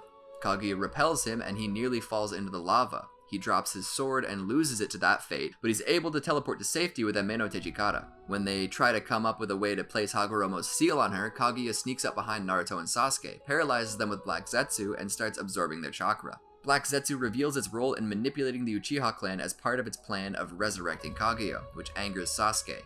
Naruto breaks them free and distracts her with his sexy reverse harem technique, which nearly allows them to initiate the seal. She shifts dimensions before they connect, encasing them in ice. Sasuke shatters the ice with the Blaze Release Kagutsuchi, only for Kaguya to then grab him and send him off by himself to a dimension of sand dunes. Sasuke wanders the dunes, finding the spot where Naruto's chakra signature is strongest. There, he is shortly afterwards found by Obito and Sakura, who with considerable effort are able to briefly open a portal between dimensions. Sasuke uses Ame no Tejikara to teleport to Sakura's side by switching places with her flak jacket, catches Sakura as she's about to collapse from exhaustion, thanks her and Obito, and is then reunited with Naruto. Frustrated that her attempt to separate them failed, Kaguya shifts to a dimension with powerful gravity, immobilizing them while she kills them with her all-killing ash bones. Kakashi shields Sasuke from her attack, while Obito shields Naruto while using Kamui to warp the bone that was meant to hit and kill Kakashi. Only Obito dies. Sasuke forces himself up and nearly hits Kaguya with a Chidori, forcing her to shift dimensions to somewhere with normal gravity. As Naruto stays with a dying Obito, Sasuke goes after Kaguya on his own. Sasuke uses Susanoo to fight her by himself until Naruto, done grieving for Obito, comes to join him. Naruto's super Tailed Beast Rasen Shuriken destabilizes the Tailed Beast's chakra within her, prompting her to create an expansive truth-seeking ball to destroy them all. With the end near, Team 7 mobilizes for its final assault. Kakashi, using chakra received from Obito, pierces through her. Naruto, with additional help from Kakashi, uses shadow clones to exhaust her countermeasures. Sasuke teleports closer to her in order to initiate the seal and prepares his left eye to fire Amaterasu in the event that she tried to teleport to the ice world again. Sakura punches her when she tries to escape. When both Naruto and Sasuke make contact with her, the tailed beasts are removed from Kaguya's body, and she, as well as Black Zetsu, is entombed within the Six Paths Chibaku Tensei. Having been waiting for this, Hagoromo then summons them all back to the real world with the help of the dead Kage and congratulates them for their victory. Madara has also been returned, so Sasuke prepares to kill him, but Hagoromo stops him, explaining that Madara is dying anyway. After Madara shares his dying words with the first Hokage, Hagoromo returns the Kage's souls to the Pure Land. Hagoromo also informs Naruto and Sasuke that they can release the world from the Infinite Tsukiyomi by simply joining hands. However, Sasuke has other things he'd like to do first. He starts by placing the tailed beasts under his control with a Genjutsu, traps them with Chibaku Tensei, and promises to release the Infinite Tsukiyomi only after he's killed the current Kage. Sasuke explains that the tailed beasts have too often been a source of conflict and that the Kage have consistently failed to keep the peace. The world would be better off without any of them. Because Naruto is the only one who can challenge him at this point, Sasuke states his intention to kill him. Sakura dissuades him by telling him that she still loves him and pleading for him to return home if he ever loved her. However, Sasuke uses his Sharingan Genjutsu to make Sakura fall asleep. Condemned by Kakashi for this, Sasuke tells Kakashi that there is no reason for him and Sakura to love each other, and her love is a remnant of a failed past. Sasuke then travels to the Valley of the End, the same place where he and Naruto first fought, and waits for Naruto to come to him. When Naruto arrives, he tells Sasuke it's impossible to do everything alone like he plans to, pointing to the missteps Itachi made and their own successful teamwork against Kaguya. Sasuke replies that he only wants to remake a better world, one where he can, like Itachi before, be solely responsible for the difficult decisions that must be made so nobody else needs to. This is what he believes a true Hokage to be. To do this, Sasuke says he intends to erase the past by severing all his bonds and killing Naruto. Enraged, Naruto insists that he will be Hokage, not Sasuke, because Sasuke is still going against what Itachi wanted for him, and they start fighting. After a brief exchange of blows reminiscent of their fight years ago, Naruto and Sasuke start trading punches with their tailed beast mode in Susanoo. Sasuke chastises Naruto for not attacking with an intent to kill, but Naruto, like last time, is unwilling to do that, not wishing for either of them to go without the other. Sasuke uses his Susanoo to perform Chidori, and Naruto uses Tailed Beast mode to make a Tailed Beast ball, which they clash with. The collision of the two attacks creates a large explosion, doing noticeable but not debilitating damage to their respective avatars. As they mentally connect, Naruto says there's no guarantee his plan will work, and Sasuke replies that it doesn't matter, because thanks to his Six Paths power, he has options for immortality to allow him to watch over the world for eternity. Each therefore powers up the avatars, Sasuke by channeling the captured tailed beasts into his Susanoo, and Naruto by merging his avatar with the avatars of two shadow clones. The two meet attacks once again, this time creating a giant explosion that strips away their avatars and leaves them with too little chakra to use it practically. They instead resort to taijutsu, kicking and punching each other into the night. As they near exhaustion, Naruto musters what little chakra he can, which Sasuke immediately absorbs. However, as the chakra was not molded to fit Sasuke's chakra signature, he wasn't able to utilize it. Having expected this, Naruto delivers a solid punch, finally irritating Sasuke over the endless repetition of their fight. Sasuke uses Chidori, and Naruto, taking the last remaining chakra that Nine Tails can give him, counters with the Rasengan, with Naruto waking up earlier to find that much of the Valley of the End had been destroyed, that they each had lost an arm, and that neither could move. Sasuke wakes up afterwards and asks Naruto why he continues to try to stop him and never gives up on him. Naruto's usual response that they're friends doesn't convince Sasuke, since it obviously goes beyond that. So Naruto elaborates that he experiences pain whenever Sasuke is going through a tough time. Sasuke is shocked, knowing full well that Naruto has experienced various misfortunes in his life, smiled through all of them, yet would suffer without him. Sasuke thinks about their childhood of being orphans, and how Sasuke came to see Naruto as a friend because they shared the same pain. Both went to sleep again because of exhaustion. Sasuke dreams of his brother and recaps all the obstacles Naruto went through to get stronger. Sasuke has an epiphany. After years of trying to push the bonds with his friends away, Sasuke realizes his desire to return to them and feels guilty for having rejected them for his selfish goals. When they wake up the next day, Sasuke is surprised that they're still alive and laughs when Naruto is angry and still wants to beat him, as he's too weak to fight him in this condition. Sasuke finally admits defeat, as he's come to accept that Naruto is just as vital to him as he is to Naruto.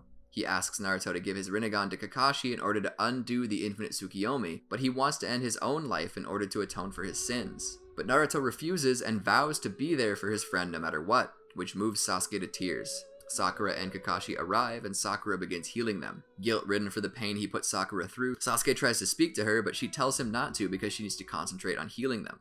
Sasuke then apologizes to Sakura for everything he's done, which she tearfully accepts, and Sasuke smiles at her. All the while, as Kakashi looks on with joy as Team 7 reunites for good. Sasuke and Naruto do a rat hand seal to undo the infinite Tsukiyomi and free everyone and the tailed beasts.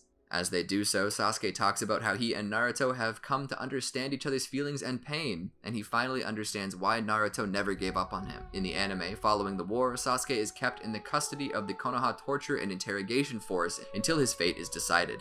Blank period. Several months later, Sasuke is pardoned for his crimes based on his service in helping undo the infinite Tsukiyomi, along with the good word of Naruto and Kakashi's influence as a world hero and the new Hokage, respectively.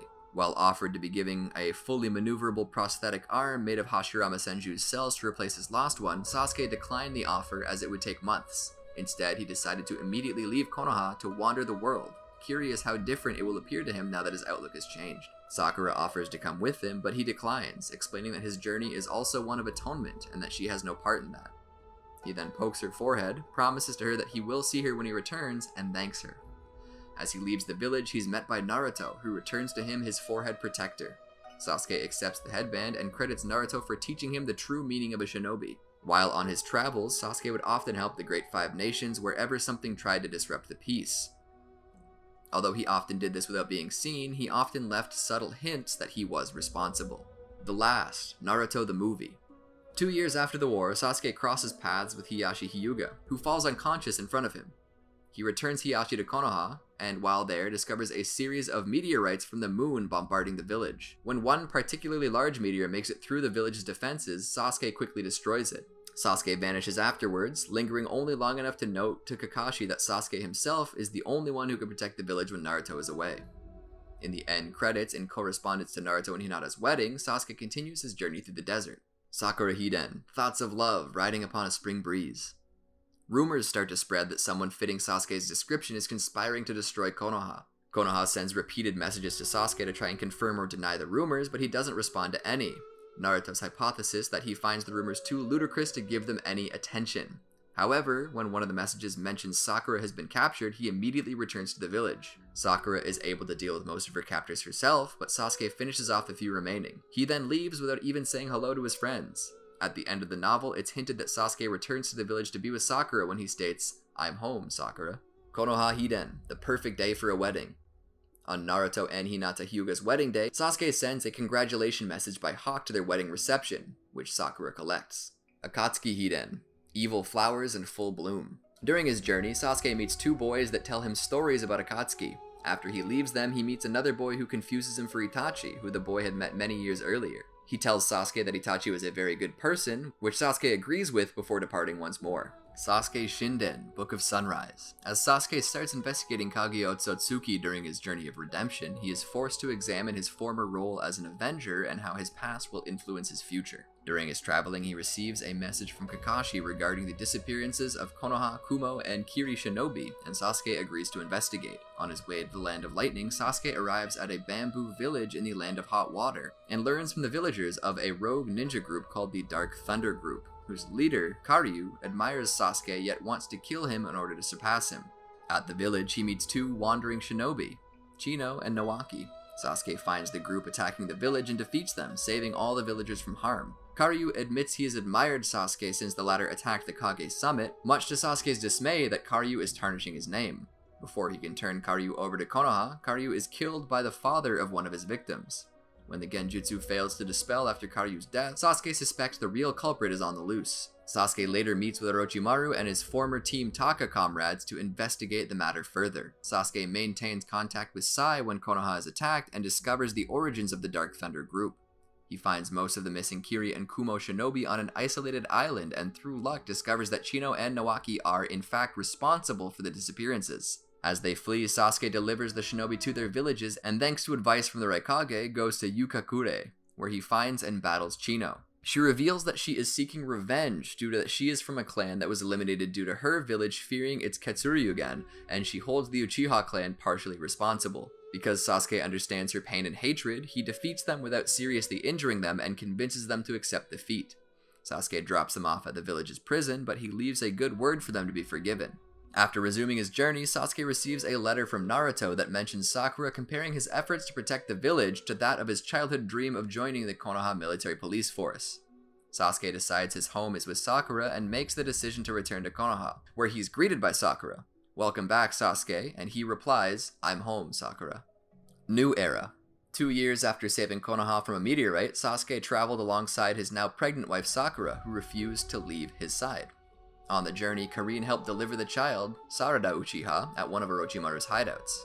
Afterwards, Sasuke raised his daughter for some time, but he left Konoha early in her childhood, leaving Sarada with few memories of him. Years later, at the time Naruto became Hokage, Sasuke was investigating Kaguya within her sand dimension. During his investigation, Sasuke comes to suspect that she created the White Zetsu army in order to face some greater threat. He returns to Konoha, where he tells his hypothesis to his wife and the 5 Kage at the summit being held. Not wishing to cause a panic, the Kage agree to keep this to themselves for the time being. Wanting to safeguard the future of his daughter and the new generation, Sasuke continues his wanderings as he tries to find more information, using his Rinnegan to inspect other dimensions. Academy Entrance Arc. In the anime, after a remnant of Root failed to destroy the village, Naruto brought the research of Gozu Tenno to Sasuke. Realizing the true nature behind it, Sasuke was amazed at how close Danzo came to replicating Kaguya's technique. After noting that it would help in his investigation, Naruto suggested that Sasuke return to the village for a while. Sasuke, however, simply asked Naruto to apologize to Sakura for his continued absence before leaving. Sarada Uchiha Arc. Searching through Kaguya's dimensions, Sasuke returns to the Earth through his portal. Upon arriving in a forest, both of his dojutsu weaken from overuse. Immediately after, Sasuke is attacked by a hooded figure. Fending him off, Sasuke discovers the assailant to be a young boy with a Sharingan whose clothes bear the Uchiha crest. As he questions who the boy is, the child retreats, which prompts Sasuke to send a message by Hawk to Naruto to inform him of the encounter, and to ask for a meeting with him at Ridge Tower. After waiting for a while, he's found by Sarada, who left Konoha to find her father. Seeing her with the Sharingan and having the Uchiha crest on her back, Sasuke suspects she's connected to the boy and almost attacks her until she calls out to him as Dad, and he realizes she is his own daughter. When Naruto arrives shortly afterwards, Sasuke reprimands him for bringing children like Sarada and Chocho Akimichi along. Sarada defends Naruto, insisting that she came against his wishes because she wanted to meet Sasuke, wanted to know where he'd been all these years, wanted to know if Sakura was her real mother, and who Karin in the photo with Team Taka is. He ignores her questions and says his actions have nothing to do with her, causing her to storm out, crying. When Sasuke senses Naruto and Sarada being attacked by Shin Uchiha, the father of the boy from before, Sasuke rushes out to lend assistance. He swats away Shin's projectiles, and when Shin takes his sword, he blasts him with a great fireball and takes the sword back. However, this brief contact allows Shin to control the sword remotely with his Mangekyo Sharingan, which he uses when he has an opening to stab Naruto.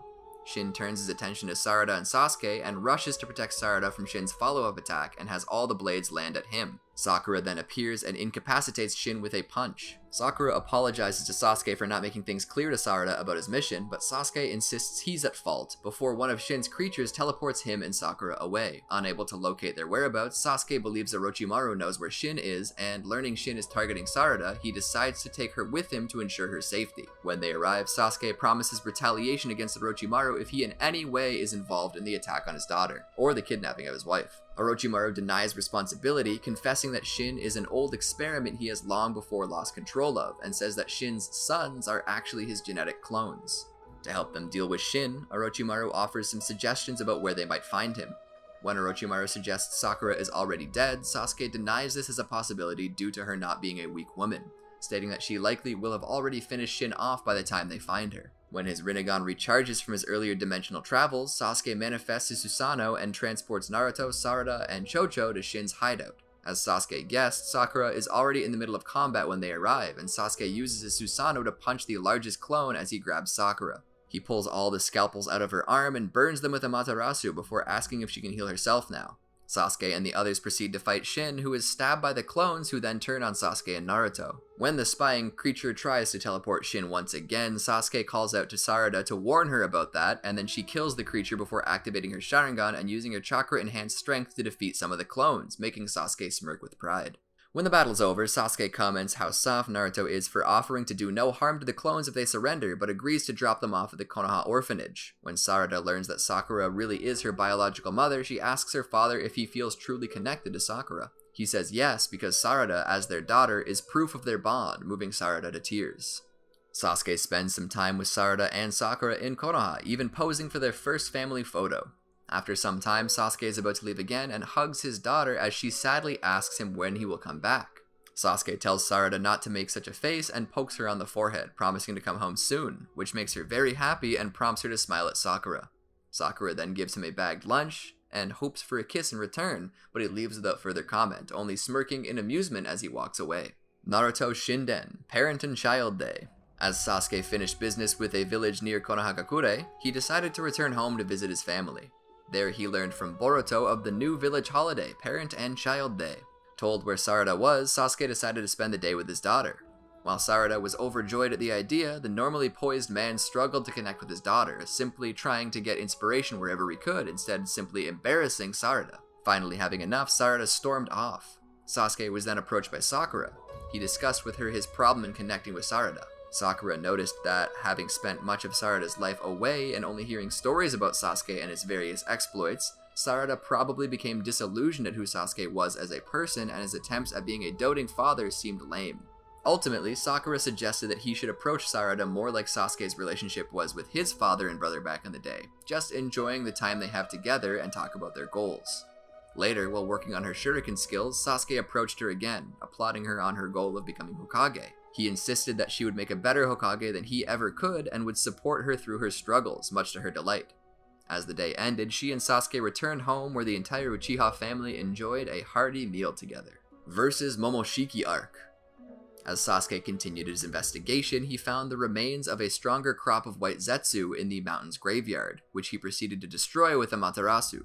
Upon arriving at Kaguya's ice dimension, Sasuke locates a scroll in Kaguya's palace. There, he's attacked by Kinshiki and Momoshiki Otsutsuki. While capable of fighting the former on equal terms, he realizes he can't take them both on at once. By using his Rinnegan's abilities, he is ultimately able to escape. Unable to read the scroll with his Rinnegan, Sasuke takes it back to Konoha to have it deciphered. He stops at Naruto's house to deliver it to him, but is attacked by Naruto's son, Boruto Uzumaki, who mistook Sasuke for his father. Sasuke easily blocks the attack and asks for Naruto's whereabouts. Hinata, Naruto's wife, tells him Naruto is still at the Hokage's office. On finding Naruto, Sasuke remarks that Boruto is quite similar to him. Naruto disagrees, thinking he has more in common with Sasuke, but retracts and says Boruto isn't like him either. Naruto thinks they are behind the new generation, which Sasuke disagrees with because the nature of shinobi never changes, and they make a bet over this. As Sasuke leaves to go home to his family, Boruto launches a sneak attack. Sasuke once again avoids it effortlessly and pushes Boruto over. Impressed, Boruto asks Sasuke to train him, having heard that Sasuke is Naruto's only equal and thus best qualified to help him become stronger than his father. Sasuke tells Boruto to ask him again after he's learned to use the Rasengan. Boruto does just that and demonstrates it after he becomes able to form it. On seeing it, Sasuke remarks that Boruto's Rasengan is quite small, which Boruto wrongly believes is to mean he's been rejected, causing him to subsequently run off. Sarada then reveals herself to her father and tries to convince him that he's being too hard on Boruto, and he usually didn't apply that kind of dedication to anything. Sasuke tells his daughter that Boruto jumped to the wrong conclusion and that he was going to agree to make him his student. In truth, Sasuke was quite satisfied, further impressed by the lightning nature Boruto applies to his Rasengan. The next day, Boruto demonstrates a normal-sized Rasengan, which Sasuke recognizes to be a result of using the Kote. Boruto tries to cover this up by boasting about his exceptional skill being the reason for the remarkable progress of his Rasengan. Sasuke cryptically references the fact that Boruto was willing to cheat to attain his goals by saying Boruto was quite different from Naruto and hoped it wasn't the case. Nonetheless, he agrees to train Boruto since he had already met his requirement. He later spoke to Boruto's Jonin sensei, Konohamaru Sarutobi, who agreed to let Sasuke take over his actual training. After his day training with Sasuke, the two sit by a fire and talk. Boruto starts asking about his father's weaknesses. Sasuke explains that Naruto has many weaknesses, but nonetheless managed to pull himself up and become Hokage. Believing Boruto's approach to be incorrect, Sasuke explained that Naruto is better understood by the hardships he overcame in his life than the flaws that he may have.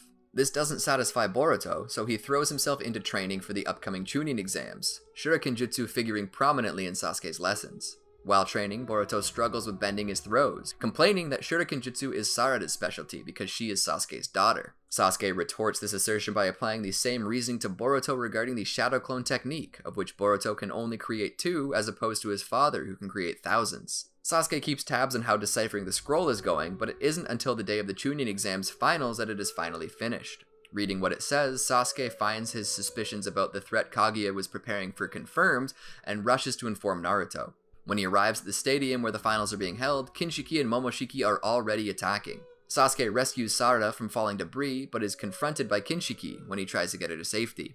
Shikamaru Nara briefly restrains Kinshiki and Momoshiki, allowing Sasuke to tell Naruto that the scroll says that Kinshiki and Momoshiki harvest planets' chakra in order to prolong their lives, and that Kaguya was building a White Zetsu army to prepare for their inevitable invasion. As Momoshiki starts attacking, Naruto forms his tailed beast mode around Boruto and Sarada in order to protect them. Sasuke layers his Susanoo over this to provide additional protection. The shield is insufficient against Momoshiki, so Naruto instructs Sasuke to focus on protecting the children while he fights Momoshiki alone. Sasuke does so, staying with Boruto and Sarada, and as a result, preventing them from stopping Naruto's capture. With his father gone, Boruto feels guilty about how he treated Naruto and reprimanded himself for being so uncool. Overhearing this, Sasuke affirmed Boruto's words, and noted that if it weren't for his mother and sister, he would be in the same position Naruto would be in the past. After Boruto asks Sasuke how his father overcame his hardships, Sasuke suggests Boruto ask Naruto in person and also telling him Naruto is stronger than him up until now, and to that end invites Boruto to join him in rescuing him. When Boruto asks why he'd been invited, and why Sasuke agreed to train him in the first place, Sasuke explains that Boruto is an exceptionally gifted shinobi and has the potential to surpass Naruto because he hates to lose. The 5 Kage then reveal themselves and offer their assistance to rescue Naruto, revealing that they are on friendly terms with Sasuke. Before they leave, however, Sasuke lends his forehead protector to Boruto, who had his confiscated by Naruto for cheating in the exams. Sasuke uses his Rinnegan to open a portal to Momoshiki's planet. Before they leave, Hinata tries to stop Boruto from leaving, who then puts on Sasuke's headband and affirms confidently that he's going to go save his father, reminding Hinata of Naruto when he was young. Sasuke approves of this demeanor and notes that Boruto is finally starting to carry himself like a true shinobi. When they arrive on Momoshiki's planet, which has long since had its chakra harvested, the group frees Naruto from Momoshiki and Kinshiki, who had him bound to a tree resembling the God Tree, and immediately engage them in battle. Sasuke assists the 6th Mizukage and 4th Tsuchikage with restraining Kinshiki, and then joins Naruto, the 5th Kazekage, and the 5th Raikage against Momoshiki. He warns them not to use ninjutsu since Momoshiki can absorb them. Kinshiki breaks free and drives them back, then allows Momoshiki to absorb him to become stronger. Naruto and Sasuke start fighting Momoshiki with taijutsu, during the course of which Sasuke is badly burned. Naruto catches him and heals his wounds with the Nine Tails chakra, allowing them to continue their tailed beast mode and Susanoo to strike him down. With Momoshiki down, the uninvited Katasuke tries to finish him off. This unwittingly revives Momoshiki, giving him a chance to paralyze Naruto and the Kage with Shadow Paralysis Jutsu while Sasuke elsewhere protects Boruto. Sasuke suggests that Boruto attack Momoshiki with his Rasengan, depending on its lightning nature to catch him off guard. This works and the Kage are freed, but an earlier injury prevents Naruto from fighting. He adds his chakra to Boruto's Rasengan, which Sasuke then helps him find an opening to use to destroy Momoshiki with. After the battle, Sasuke tells Naruto he won their bet when they return to Konoha, and Sasuke posed for a photograph with Naruto, Boruto, and the other Kage. However, in the anime, before they departed from the other dimension, Sasuke managed to catch a glimpse of Boruto's conversation with Momoshiki's fading spirit thanks to his Rinnegan, as well as notice that some technique had been used to stop the flow of time, so the conversation passed unseen for everyone else. After everything returns to normal, apart from concern about the third Otsutsuki foe who escaped, Sasuke meets with Boruto again. He reveals that he knows about his mark from Momoshiki, insisting that Boruto let him know if anything had happened from it. He also let Boruto keep his old forehead protector as a sign of being Sasuke's official pupil. Sasuke decided to take advantage of his research being analyzed to spend a few days with his family. Later, Sasuke and Sakura, both smiling, watched Sarada and her teammates leave for a mission. Soon afterwards, Sasuke returned to his investigation of the Otsutsuki. In the anime, Sasuke came back to the village to give Naruto information and told him not to promote Sarada to Chunin due to refusal to obey direct orders. One Tail Escort Arc.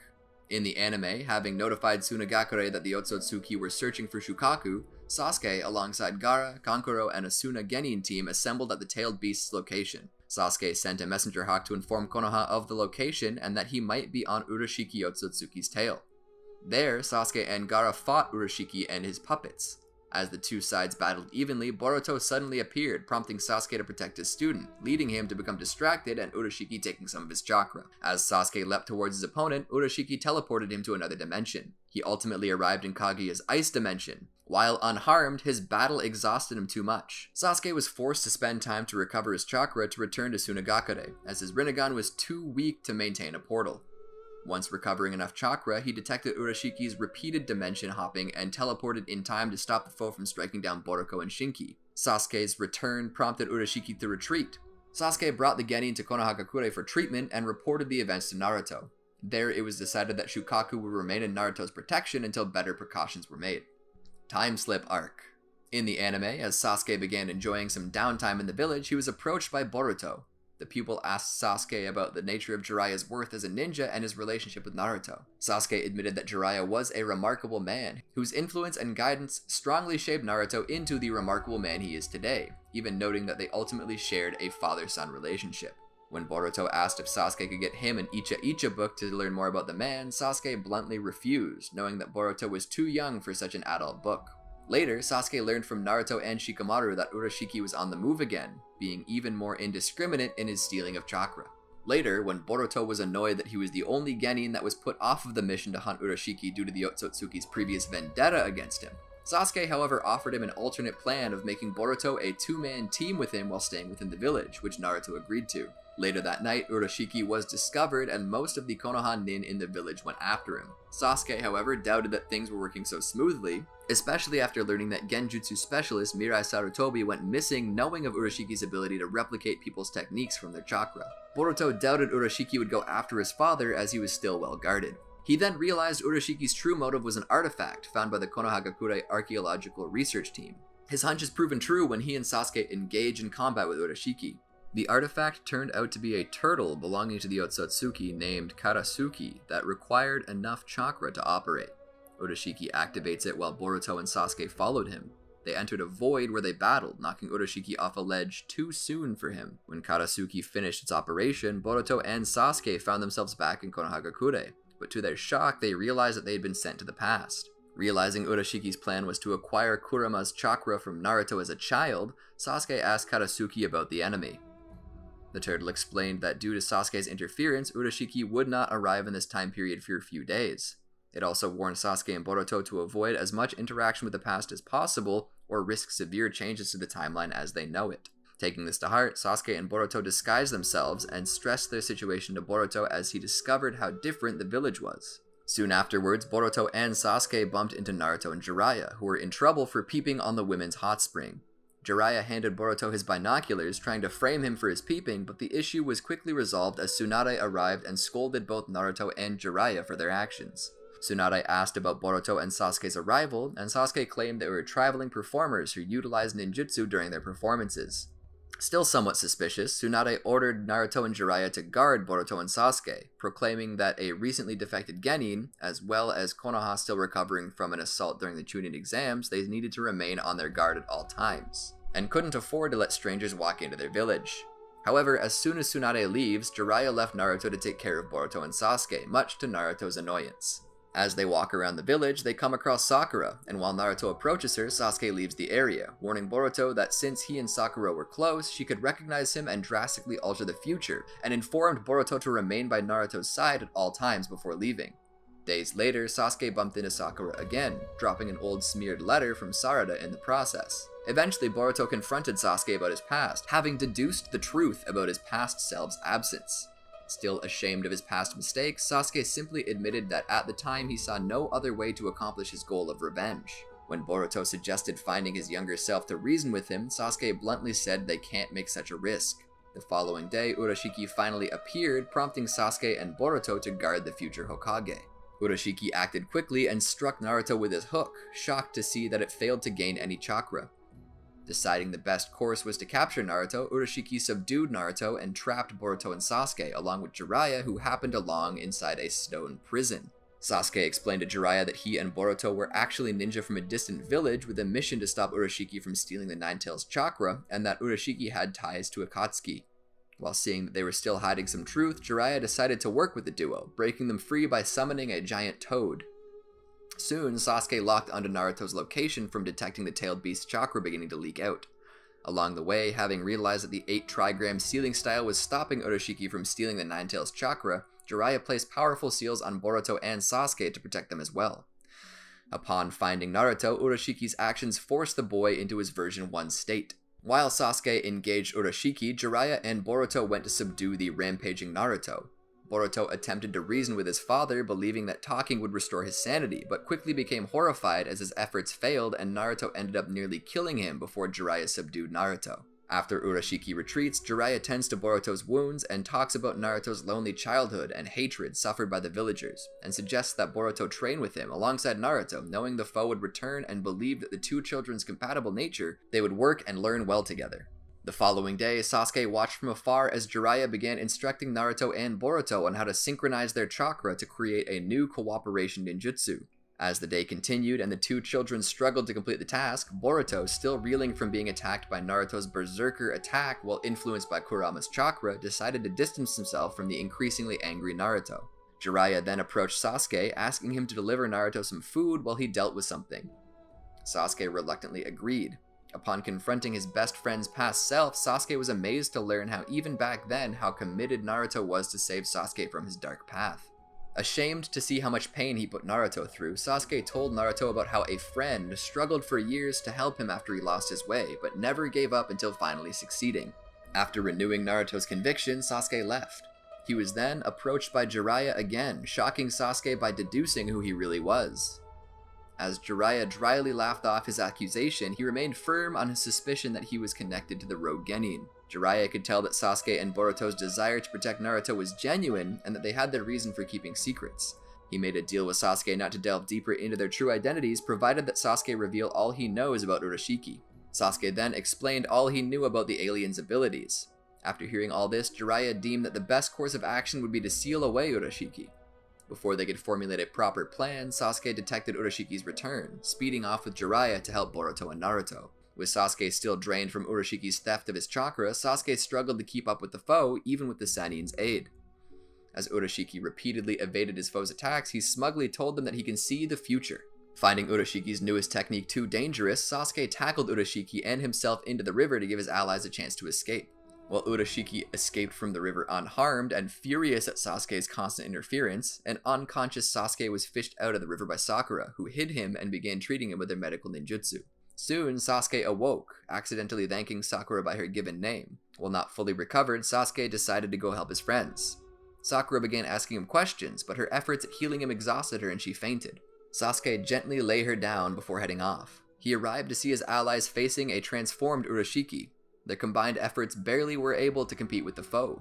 Ultimately, seeing his friends get hurt made Naruto unleash his version 1 cloak again and went on a rampage. Boruto, however, managed to reach Naruto, and together they were able to perfect their new collaboration technique, With the combined effort of Jiraiya and Sasuke, the two kids were able to plow through Uroshiki's final attack and obliterate him.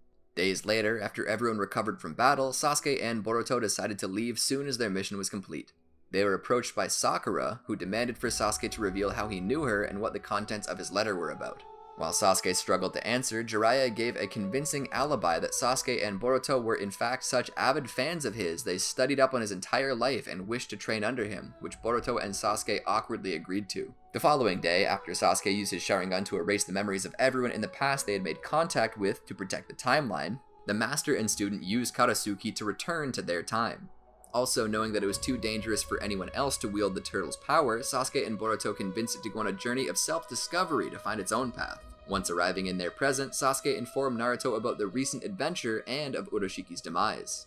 While Naruto was glad that the piece had been restored to the world, Sasuke insisted that there were still hidden sites of Kaguya that he would have to investigate, but noted that he would make sure to visit his family much more regularly. Mujina Bandits Arc. Boruto later tells Sasuke of his encounter with Momoshiki and informs him of the mark on his palm, leading to Sasuke telling Boruto that it wasn't normal and also to be on guard. After Shojoji was apprehended, Sai and Sasuke come in to interrogate him. As he questions Shojoji about the mark on Boruto's palm, Shojoji reveals that it's associated with the organization known as Kara, and the mark's nature is vaguely similar to Orochimaru's Juinjutsu. Kara Actuation Arc. In the anime, after Sasuke finished probing Shoichi's mind, he learned that Kara was allegedly last seen in Amegakure. Sasuke was aided by Team 25 to investigate this new shadow organization. There, he learned that the village had decayed greatly since the last Great War. After Sai's team mapped out a series of underground tunnels, Sasuke and Sai went in alone. As they entered the area, they were assaulted by Garashi Tono, an orphaned citizen of Amegakure. He insisted that they were enemies who killed his friends. He was quickly subdued, and they explained their situation. Calming down, Garashi explained how a group of people were conducting an experiment underground. Garashi agreed to take them through the tunnels. This, however, turned out to be a trap, as Garashi ensnared the Konoha Nin and gassed them, revealing himself to be a supporter of Kara after the struggles he had to endure since the Fourth Shinobi World War. Sasuke saw through this deception after recognizing the look of shameless anger about him, using shadow clones to bait him. Before they could get information from him, Garashi was also tricked by Kara, as his gas mask was tampered with and he succumbed to the poison gas. As the tunnels began to collapse from another trap, they learned that Kara had been stationed there and was performing biological experiments. Sai and Sasuke reported their findings to Konohagakure. Afterwards, with the growing threat of Kara, Sasuke feared for his disciple's safety and loaned Boruto his other glove, instructing him to keep his Kama hidden at all costs. Sasuke learned that Victor, president of the Land of Valley's premier medical and research company, was in fact a member of Kara, and somehow acquired a sample of the first Hokage's cells. After Team 7 was defeated by two inners of Kara, Boruto and Sarada both approached Sasuke for help in growing stronger. He agreed to train Sarada, but upon learning of Boruto's desire to improve his Rasengan, Sasuke directed him to Kakashi, as Boruto didn't want to detract from his father's work, and Kakashi was the only other Rasengan user in the village. As Sarada began her training under Sasuke, she asked him to teach her his Chidori for superior penetrating power. Sasuke noted Chidori is a dangerous technique that draws its strength from a fierce linear path, and as such, only a superior perception can offset the normally reduced field of vision, something that Sarada's lesser Sharingan couldn't handle, as its natural range of vision was still too limited.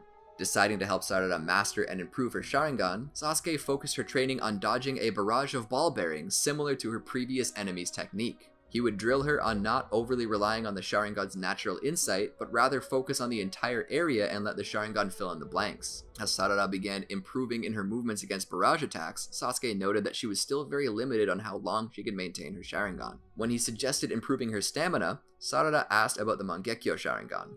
Concerned about such a dangerous power, Sasuke insisted it was for another day. Soon, they were approached by Sakura. She was concerned Sarada was pushing herself too hard after just recovering, and even more horrified to hear her talk about the Mangekyo Sharingan. While Sakura insisted that she couldn't push herself so recklessly, Sarada was furious to hear her mother coddle her so, refusing to see why she wanted to get stronger, and stormed off. Along with his wife, Sasuke admitted to worrying about the path Sarada was potentially walking, but insisted she is as strong as they were back then. The following day, as Sarada continued struggling to evade all of Sasuke's barrages, Sakura approached again.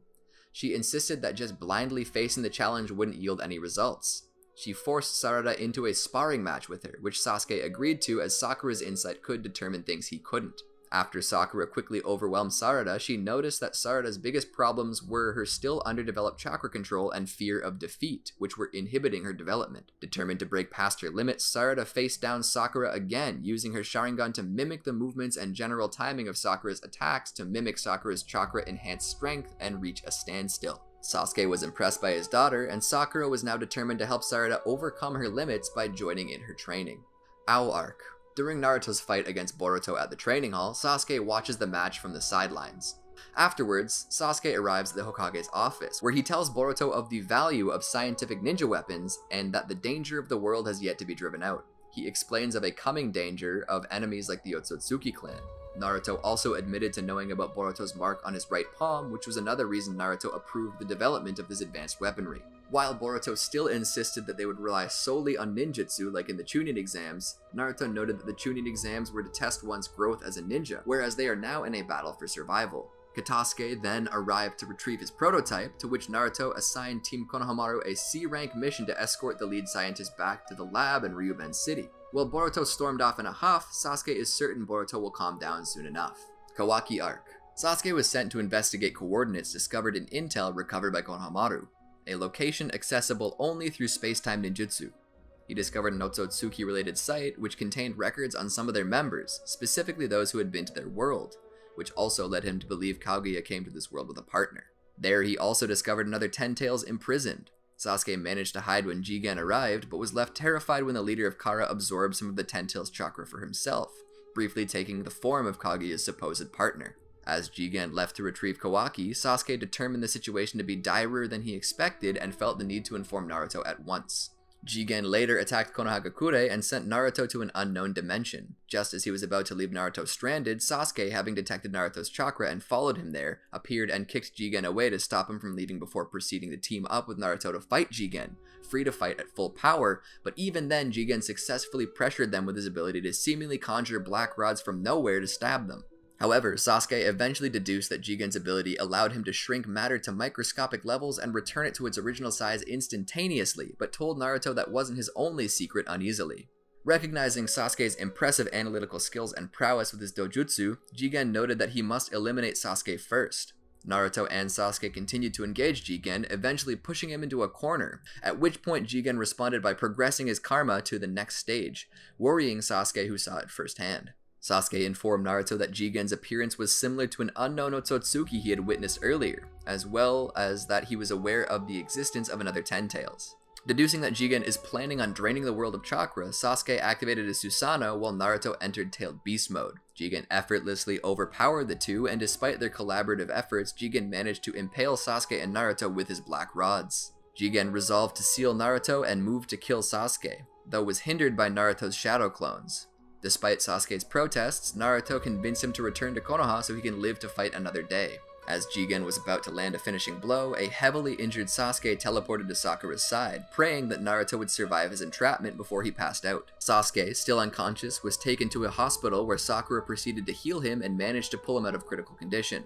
After Sasuke recovered, he learned that Kawaki used Boruto and Kawaki's Kama to go to the separate dimension and managed to save Naruto. When they returned and retreated in the hospital, Sasuke questioned his daughter about the events. Sarada explained to her parents how during their battle against Boro, it was only thanks to a strange new evolution of Boruto's Kama that they were able to defeat him. She noted that Boruto not only sprouted a horn and manifested a Byakugan in his right eye with his massive increase in power, but was even acting differently. This concerned Sasuke, but Sakura told her daughter to rest, which the father agreed. Afterwards, Mitsuki decided to talk with Sasuke privately. He noted that Kara had taken a special interest in Boruto, calling him Momoshiki's vessel. Sasuke concluded that Momoshiki used Boruto as a means to preserve himself and potentially resurrect himself in Boruto's body. He also concluded that Kawaki is facing the same ordeal with Ishiki Otsutsuki. Shortly thereafter, Amado, the head of Kara's research and development division, arrived at Konoha and negotiated the terms of his defection. Sasuke was present during Amado's interrogation, where he learned that the scientist was responsible for providing Konoha with the coordinates to Jigen's dimension. After learning additional information about the Otsutsuki clan's history and practices, Sasuke deduced that the enigmatic clan leader is ultimately the one who gave Jigen his karma. Amado's glasses then began beeping, revealing a holographic projection of Jigen talking with Koji Kashin. They learned that Koji and Amado were working together so that Koji could kill Jigen. As they watched the fight, Amato continued divulging intel on Jigen, the Otsutsuki, and Kama. Sasuke noticed an inconsistency in Amato's explanation over the mechanics of Kama, noticing that Jigen still bore his despite having been taken over by Ishiki already. Acknowledging his point, Amato explained the unorthodox manner of Ishiki's parasitic takeover of Jigen. Sasuke listened on as Amato claimed that despite being able to transcend death with Kama, he could teach them how to kill Otsutsuki. Upon witnessing Koji's flames engulfing Jigen's body, Naruto wondered if Ishiki's end was near, though Sasuke pointed out that Ishiki still had 2 vessels marked with Kama, indicating that he could reincarnate twice. Sasuke voiced his concern that killing Jigen would make Kawaki Ishiki's sole remaining vessel, prompting Shikamaru to wonder if the entire thing was a setup from the start. Kawaki entered the interrogation room and attacked Amato, but was blocked by Sasuke's sword. Amato assured everyone that it was a misunderstanding and to turn their attention back to the battle. When Jigen's death triggered Ishiki's resurrection in his body, Amato explained this also erased Kawaki's Kama to avoid duplicates, leading Sasuke to realize that without any remaining Kama, Ishiki was vulnerable to permanent death. After Amato was officially made a citizen of Konohagakure, he explained that Ishiki's resurrection was unstable and would seek out Kawaki again to rebrand him. He also insisted that the village be evacuated and Kawaki be with Sasuke and Naruto at all times. As Boruto insisted to fight alongside his father and mentor against him, Sasuke made it clear to his student that fighting such a foe would likely result in death. Before they could settle the argument, they were alerted that Ishiki had arrived in the village. As Naruto ordered Boruto to join the evacuation, Sasuke stayed behind to talk with him. He revealed his knowledge of Boruto recently being taken over by Momoshiki's Kama.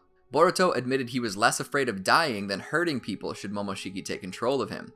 But Sasuke swore as his teacher to stop Boruto by any means necessary. He then gave Boruto his precious old Genin forehead protector, making Boruto swear to return it in the end.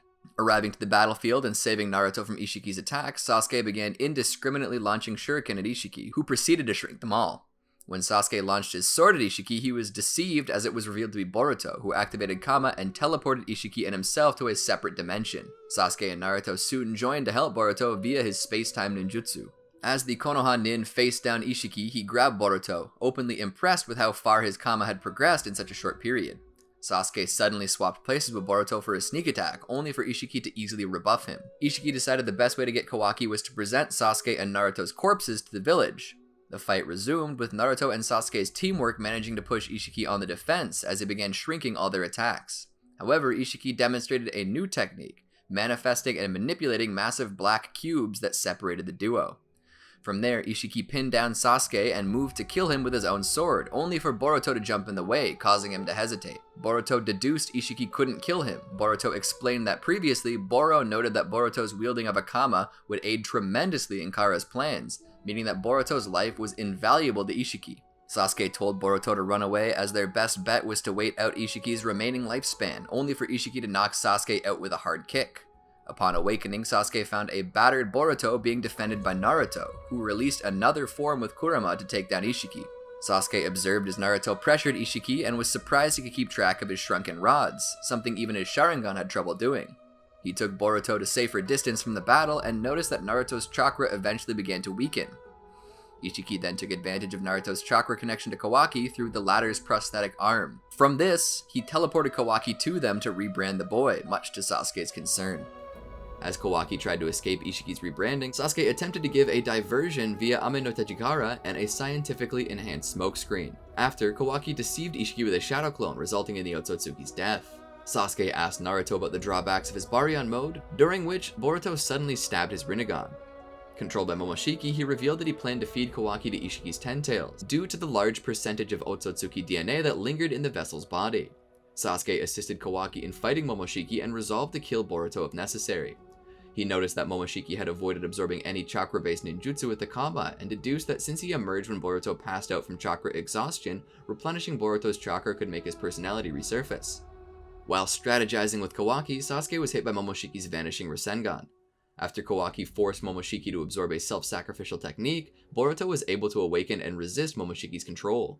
After the exhausting confrontation, Sasuke, Boruto, and Kawaki learned that Naruto was spared at the sacrifice of Kurama's life force.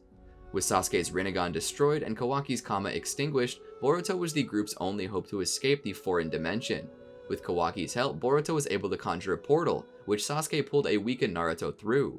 Upon returning, Sasuke and his comrades were relieved to return home victorious. Code Arc. Sasuke investigated a set of Code's claw marks placed around the village and found it unlikely to be the place he'd emerged from based on where he'd placed them. Personality. Sasuke was a happy child, eager to please and be worthy of his own name. One of Sasuke's most significant bonds is the one he has with his older brother, Itachi, who by merely being mentioned can elicit strong reactions from Sasuke's otherwise calm demeanor. Sasuke adored Itachi when he was a boy, enjoying his company above all others. As an infant, he would cry whenever he was held by somebody besides Itachi and would immediately be happy once held by his big brother again. When Itachi murdered the rest of the Uchiha clan, Sasuke was crushed, not only by the loss of his family, but also by what Itachi told him, that he had never loved Sasuke. Sasuke devotes years of his life to avenging their family by killing Itachi, which Itachi encourages whenever they meet. At the same time, however, he became determined to do so through his own means, including rejecting Itachi's instructions of obtaining the Mangekyo Sharingan for power, simply not to give Itachi the satisfaction. With his new outlook, he became cold towards others, unmoved by and uninterested in what they do or think of him, choosing instead to keep to himself. He stopped using honorifics, something considered rude in the Japanese language. His only goal in life became to take revenge for his clan's deaths by any means, even if it meant acquiring power that wasn't his own. In his pursuit for the power to take his revenge, whenever he meets new people, he makes an evaluation of their abilities. Those he perceives to be weaker than himself, he arrogantly disregards, giving them little attention so they won't hold him back. Those he perceives as stronger, he fixates over and tries to surpass. As a member of Team 7, he is repeatedly exposed to Kakashi Hatake's philosophy that there is strength in teamwork. For a time, Sasuke accepts this, experiencing it firsthand on several of Team 7's missions. He even became attached to his teammates and started to forget the vengeance he craved, achieving after so many years a measure of happiness. However, between both the manipulations of Orochimaru and meeting Itachi again in Part 1, where he's utterly defeated, Sasuke decides to sever all ties to his village in a single-minded pursuit of power, leaving Konoha to focus solely on himself.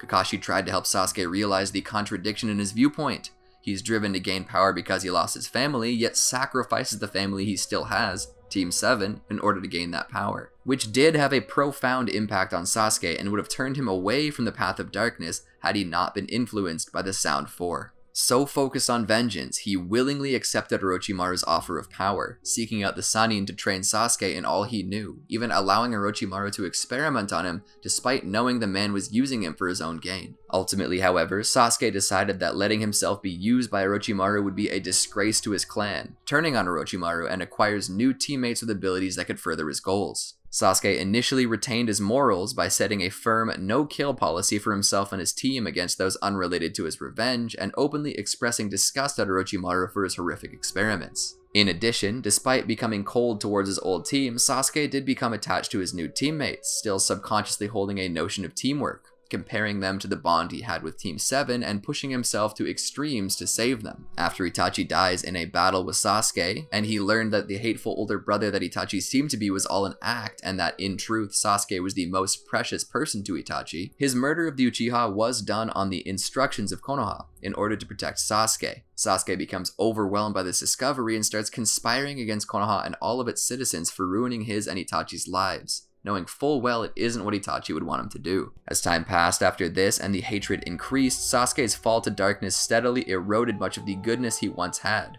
He would, without hesitation, challenge and even slaughter any and all who stood in his way, left Jugo and Suigetsu without caring for their fates, essentially sacrificed Karin to strike down Danzo Shimura, and even tried to kill Team 7 when they impede or attempt to dissuade him from his objectives. He also allies with Tobi and Akatsuki when their goals align, but left them without comment when he no longer needs them. His abandonment of all his former loyalties and his criminal acts convince his former classmates that Sasuke is beyond salvation. Tobi determined that Sasuke was carrying the entirety of the Uchiha's hatred on his shoulders, and this caused Sasuke to gain an unwavering and twisted pride of his clan, deeming anyone who possessed his clan's abilities without being one of them, or even someone who just isn't an Uchiha, as trash and imposters, and became increasingly irate and unstable when witnessing it.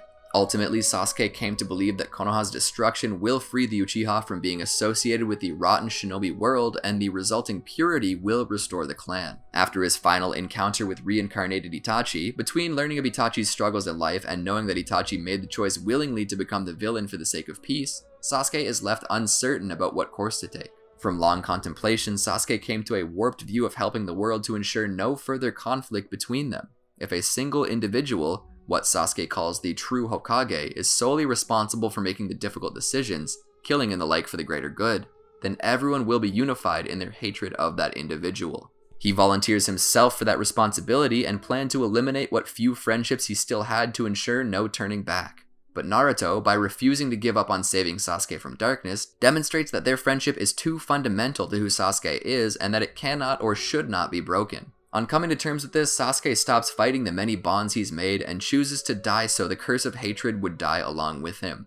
However, after further convincing from Naruto, Sasuke chose to live to find redemption instead. Afterwards, Naruto returns Sasuke's forehead protector, which Sasuke keeps on him during his long travels as a symbol of their friendship. Even though he no longer wears it, he carries it with him regularly, truly valuing it and only letting people he truly trusts hold on to it. After the Fourth Shinobi World War, Sasuke began adopting some of Itachi's views. He decides to fight for Konoha's future so that Itachi's actions aren't made meaningless and bases his understanding of the Hokage around decisions Itachi made. He also starts poking the foreheads of others as a sign of affection, something Itachi used to always do with him. While still not very open with his emotions, Sasuke became more committed to make connections with people. This included his former teammate Sakura Haruno.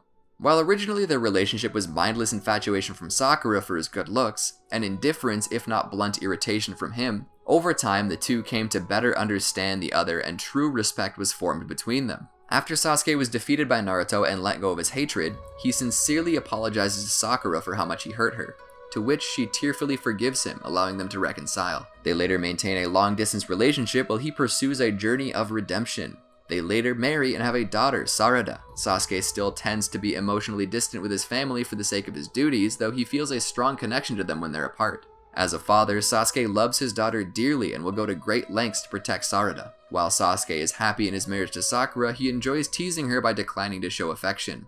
At the same time, he regrets not having been a more attentive father to his daughter, having missed out on much of her childhood and by extension not knowing much about her, showing a noticeably unsure side when he tries to be close with Sarada. During his time as a wanderer, Sasuke was a recluse, keeping contact with people to an absolute minimum and maintained his strong sense of pride. He's willing to help the villages if their problems are beyond their expertise, but ignores their requests if facing insignificant issues. Stemming from his inspiration of Itachi protecting the Land of Fire from the shadows, he also sometimes acts independently on his own and helps the Five Nations, but does not even bother to interact with anyone during such instances if not needed. At the same time, he's willing to acknowledge significant events, as he sent a note congratulating Naruto for his wedding. Acknowledging his mistakes, and once free from hate and vengeance, Sasuke reverts back to the type of person he was prior to the massacre, being kind to others and displaying a sense of humor, but maintaining his aloof exterior. Although publicly regarded as a hero for his role in the war, Sasuke feels that his crimes and imperfections outweigh anything heroic he has ever done.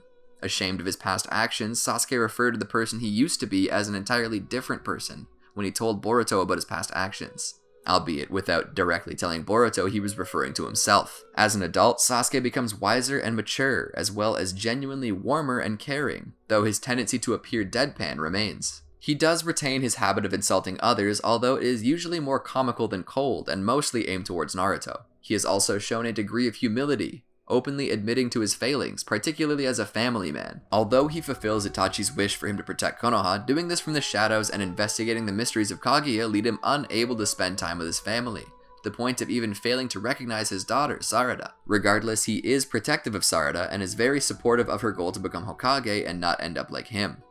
Even more, Sasuke loves his family dearly as he tries to spend time with them when he's able to come home, and expresses pride in his daughter's growth and achievements. As Boruto's teacher, Sasuke is devoted to his apprentice's well-being and progress. Despite seeing Boruto's useless of a cheating device to pass the preliminary test he gave the boy, Sasuke agreed to take him as a student, as he saw it as similar to his own past of willingness to do anything to attain power. He later reprimanded Boruto for using the device during the Chunin exams, but still saw his true power and lent him his forehead protector as a sign of trust and faith. Taking his role as a mentor seriously, Sasuke is willing to let Boruto participate in dangerous battles against Otsutsuki as he saw the boy is living up to his potential that may turn the tide of the fights, even when Naruto decided otherwise. Because of this, Sasuke made it clear he's prepared to kill Boruto should Momoshiki take him over via the Kama, for his duty as Boruto's teacher. At the same time, Sasuke retained some of the ruthlessness he had during his criminal days.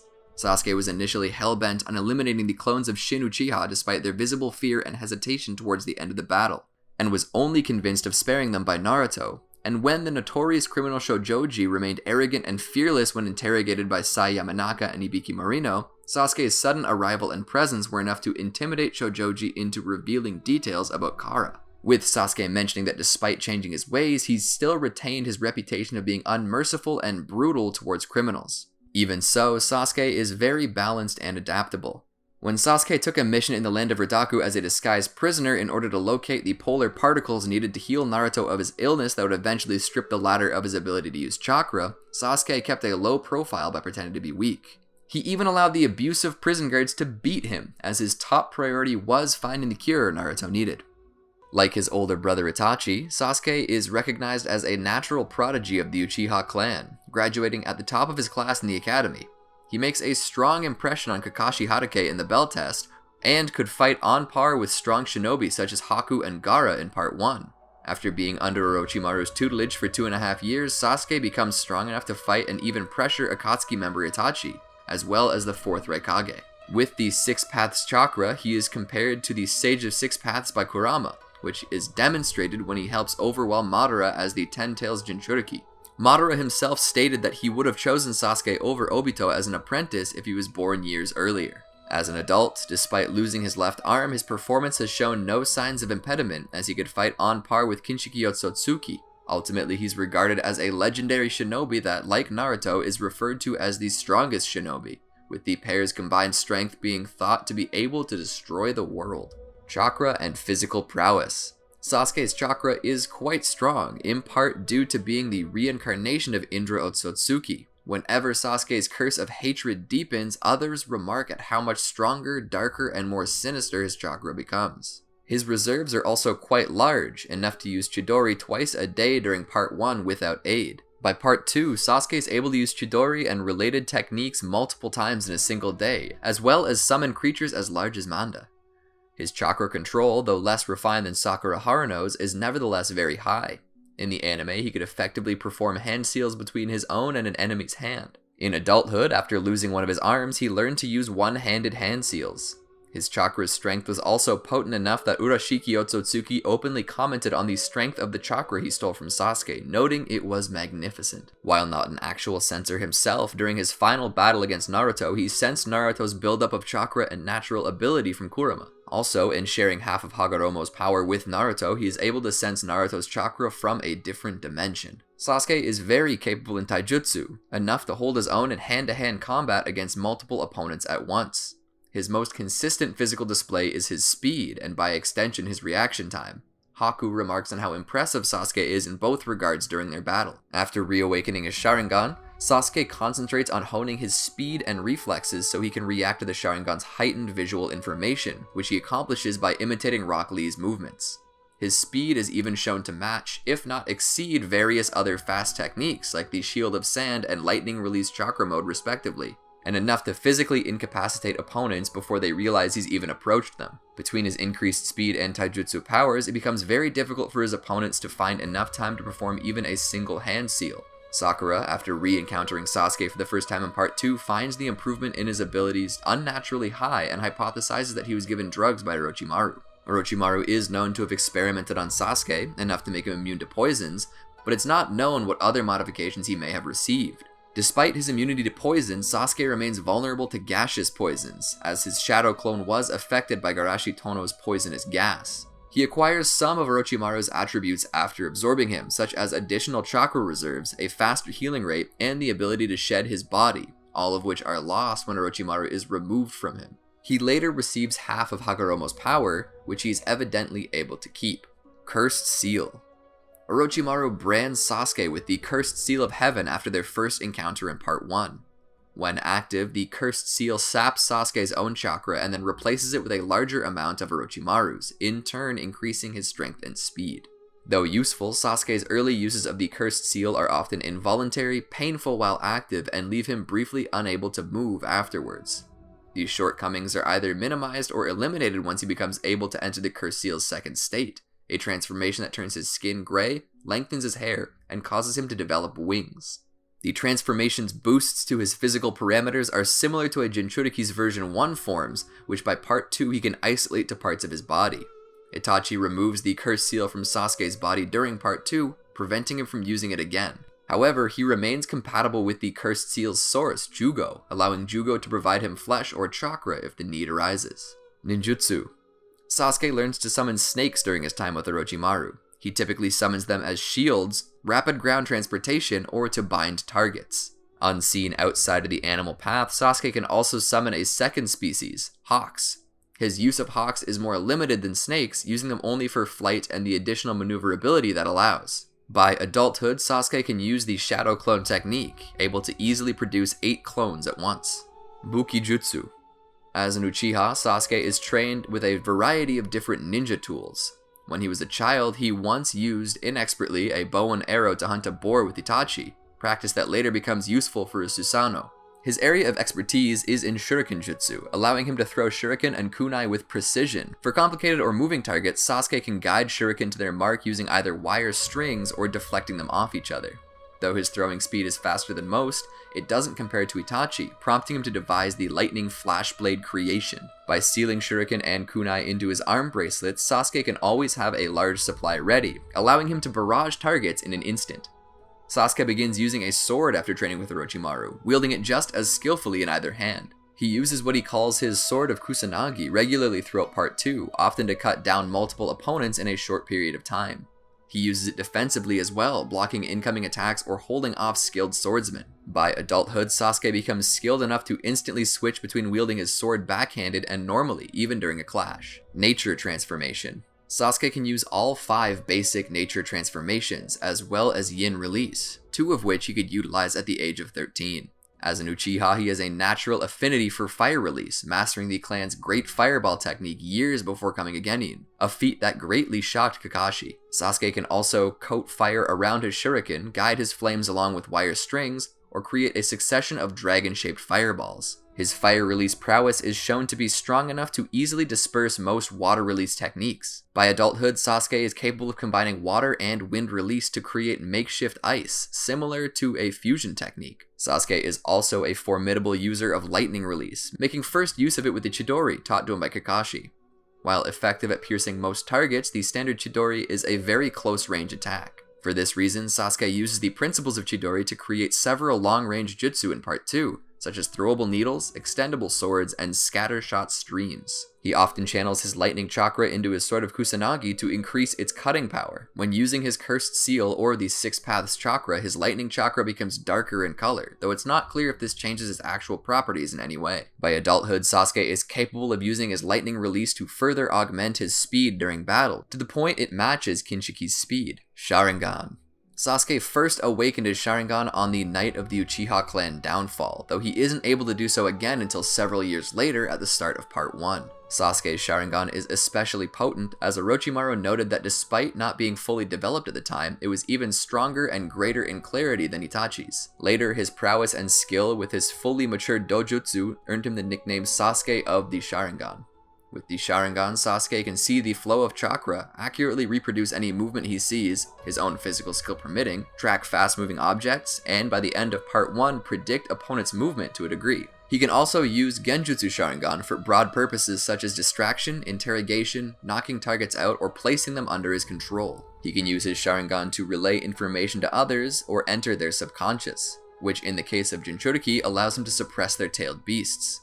His Sharingan was also shown to be able to wipe people's memories within a specific time gap. Mangekyo Sharingan.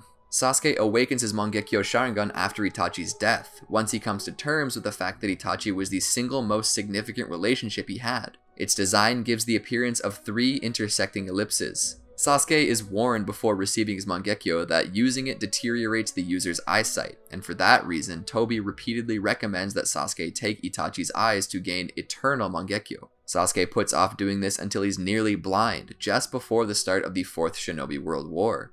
The transplanted eyes resemble a cross between Sasuke's and Itachi's Mangekyo. His Eternal Mangekyo is a straight Tomoe type, granting him fluidity in his movements when fighting. Sasuke's acquisition of the Eternal Mangekyo Sharingan seemingly enhanced his mastery of his techniques. Before, he was quick to exhaust himself both physically and chakra-wise when he would overuse his power. After acquiring it, he was able to repeatedly use its powers against Kabuto, Obito, Madara, and Kaguya with no signs of exhaustion. With his left Mangekyo, Sasuke can use Amaterasu, igniting whatever he looks at with black flames that can burn anything. With his right Mangekyo, he can use Kagutsuchi to shape the flames into a variety of forms for offensive or defensive purposes. This ability to manipulate his Amaterasu makes him much more skilled than Itachi was with his own. Having awakened the Mangekyo in both of his eyes, Sasuke can use Susanoo, a spectral warrior that protects him and acts on his behalf. It takes repeated uses before he's able to fully form it. Its evolutions are often marked by moments of intense hatred. Initially, Sasuke can only create Susanoo's skeletal features, such as ribs for defense or arms to interact with his surroundings. He is steadily able to layer musculature and skin over the bones, and later armor to increase his defenses. Upon receiving the Rinnegan, with its supreme ocular power, he is able to create a significantly larger complete body, Susanoo, comparable in power to Tailed Beast mode. Like all Susanoo, Sasuke's has several swords at its disposal that it can use against larger targets or to easily destroy nearby structures. More commonly, his Susanoo employs a bow that can fire arrows at rapid speeds and that can, when needed, double as a shield. Though most of these arrows are made of the same chakra as Susanoo itself, Sasuke can also fashion arrows made from Amaterasu's flames or by channeling the Tailed Beast's chakra, lightning. Sasuke calls the latter Indra's arrow, his strongest attack. Susanoo can also be formed around the Nine Tails in order to give it a sword and armor of its own, and serve as a medium for his various techniques. Rinnegan. After receiving half of Hagoromo Otsutsuki's chakra, Sasuke awakened a Rinnegan in his left eye, with 3 Tomoe on each of its 2 innermost circles. However, should Sasuke's chakra reserves fall to a certain level, the Tomoe vanish and the Rinnegan takes on the commonly known appearance. Unlike his lower dojutsu, Sasuke's Rinnegan is permanently active, apparently unable to revert to its original state. Despite this, it has no effect on his stamina or chakra levels. Likewise, Sasuke's Rinnegan can still access the techniques and abilities of his left Mangekyo Sharingan. The dojutsu gives Sasuke the ability of pattern recognition, being able to help him analyze patterns inside codes, and by comparing them to similar patterns, decipher writing. It also grants him access to the 6 Paths techniques. He can use it to see invisible targets, repel the effects of the infinite Tsukiyomi, and turn his Susanoo into a vessel for the Tailed Beast's chakra, much like the demonic statue of the Outer Path. His signature, if not unique, ability with the Rinnegan is Space-Time Ninjutsu. With it, he can perceive distortions in the flow of time, able to see events that happen as normal, although it is unknown if he can negate the effects on himself. The first and most frequently used technique is Ameno Tejikara, which allows him to instantly swap places of any 2 targets within a specific range. In adulthood, his space-time ninjutsu became advanced enough to travel through dimensions, even with others. These interdimensional portals manifest as dark oval-shaped spirals. Sasuke ultimately lost his Rinnegan when Boruto stabbed it while being controlled by Momoshiki Otsutsuki. Intelligence. Sasuke is very intelligent, having earned top grades in his academy class. In combat, he usually remains on the offensive, rarely pausing in his attacks or falling back to regroup. Rather, Sasuke observes as he goes, being mindful to all factors in the battlefield and analyzing his opponent's techniques to understand their mechanics and purposes. He is accordingly accustomed to coming up with tactics on the fly, choosing whatever approach, no matter how elaborate, will be most successful at the exact moment. His strategies could be considered irresponsible or risky, as he has on more than one occasion placed himself or allies in harm's way. Despite this, his actions have the tendency to pay off, earning praise for his analytical skills from Minato Namikaze and Madara Uchiha. Jigen would also praise Sasuke for having eventually figured out the nature of his technique, and even went as far as to say that his analytical skills coupled with his dojutsu made him more dangerous than Naruto, who is deemed his equal. Despite how he proceeds in the midst of combat, Sasuke does tend to be prepared before entering a fight, or as best as he can. He specifically trains to be faster than Gaara's sand. He attacks Orochimaru at the moment when his body is his weakest, and he equips himself with the Lightning Flash Blade creation so he can compete with Itachi Uchiha's speed. He may even have a strategy in mind that he can work towards throughout a fight, as when he spends part of his fight with Itachi creating conditions for Kirin, even relying on Itachi's own jutsu to facilitate its use. He has shown tactical sense and teamwork, able to instantly understand an ally's battle plan with little communication and act accordingly to make it successful. Did you enjoy our video? Be sure to check out these other great videos from the Amagi, and make sure to subscribe and ring the bell to be notified about our latest videos.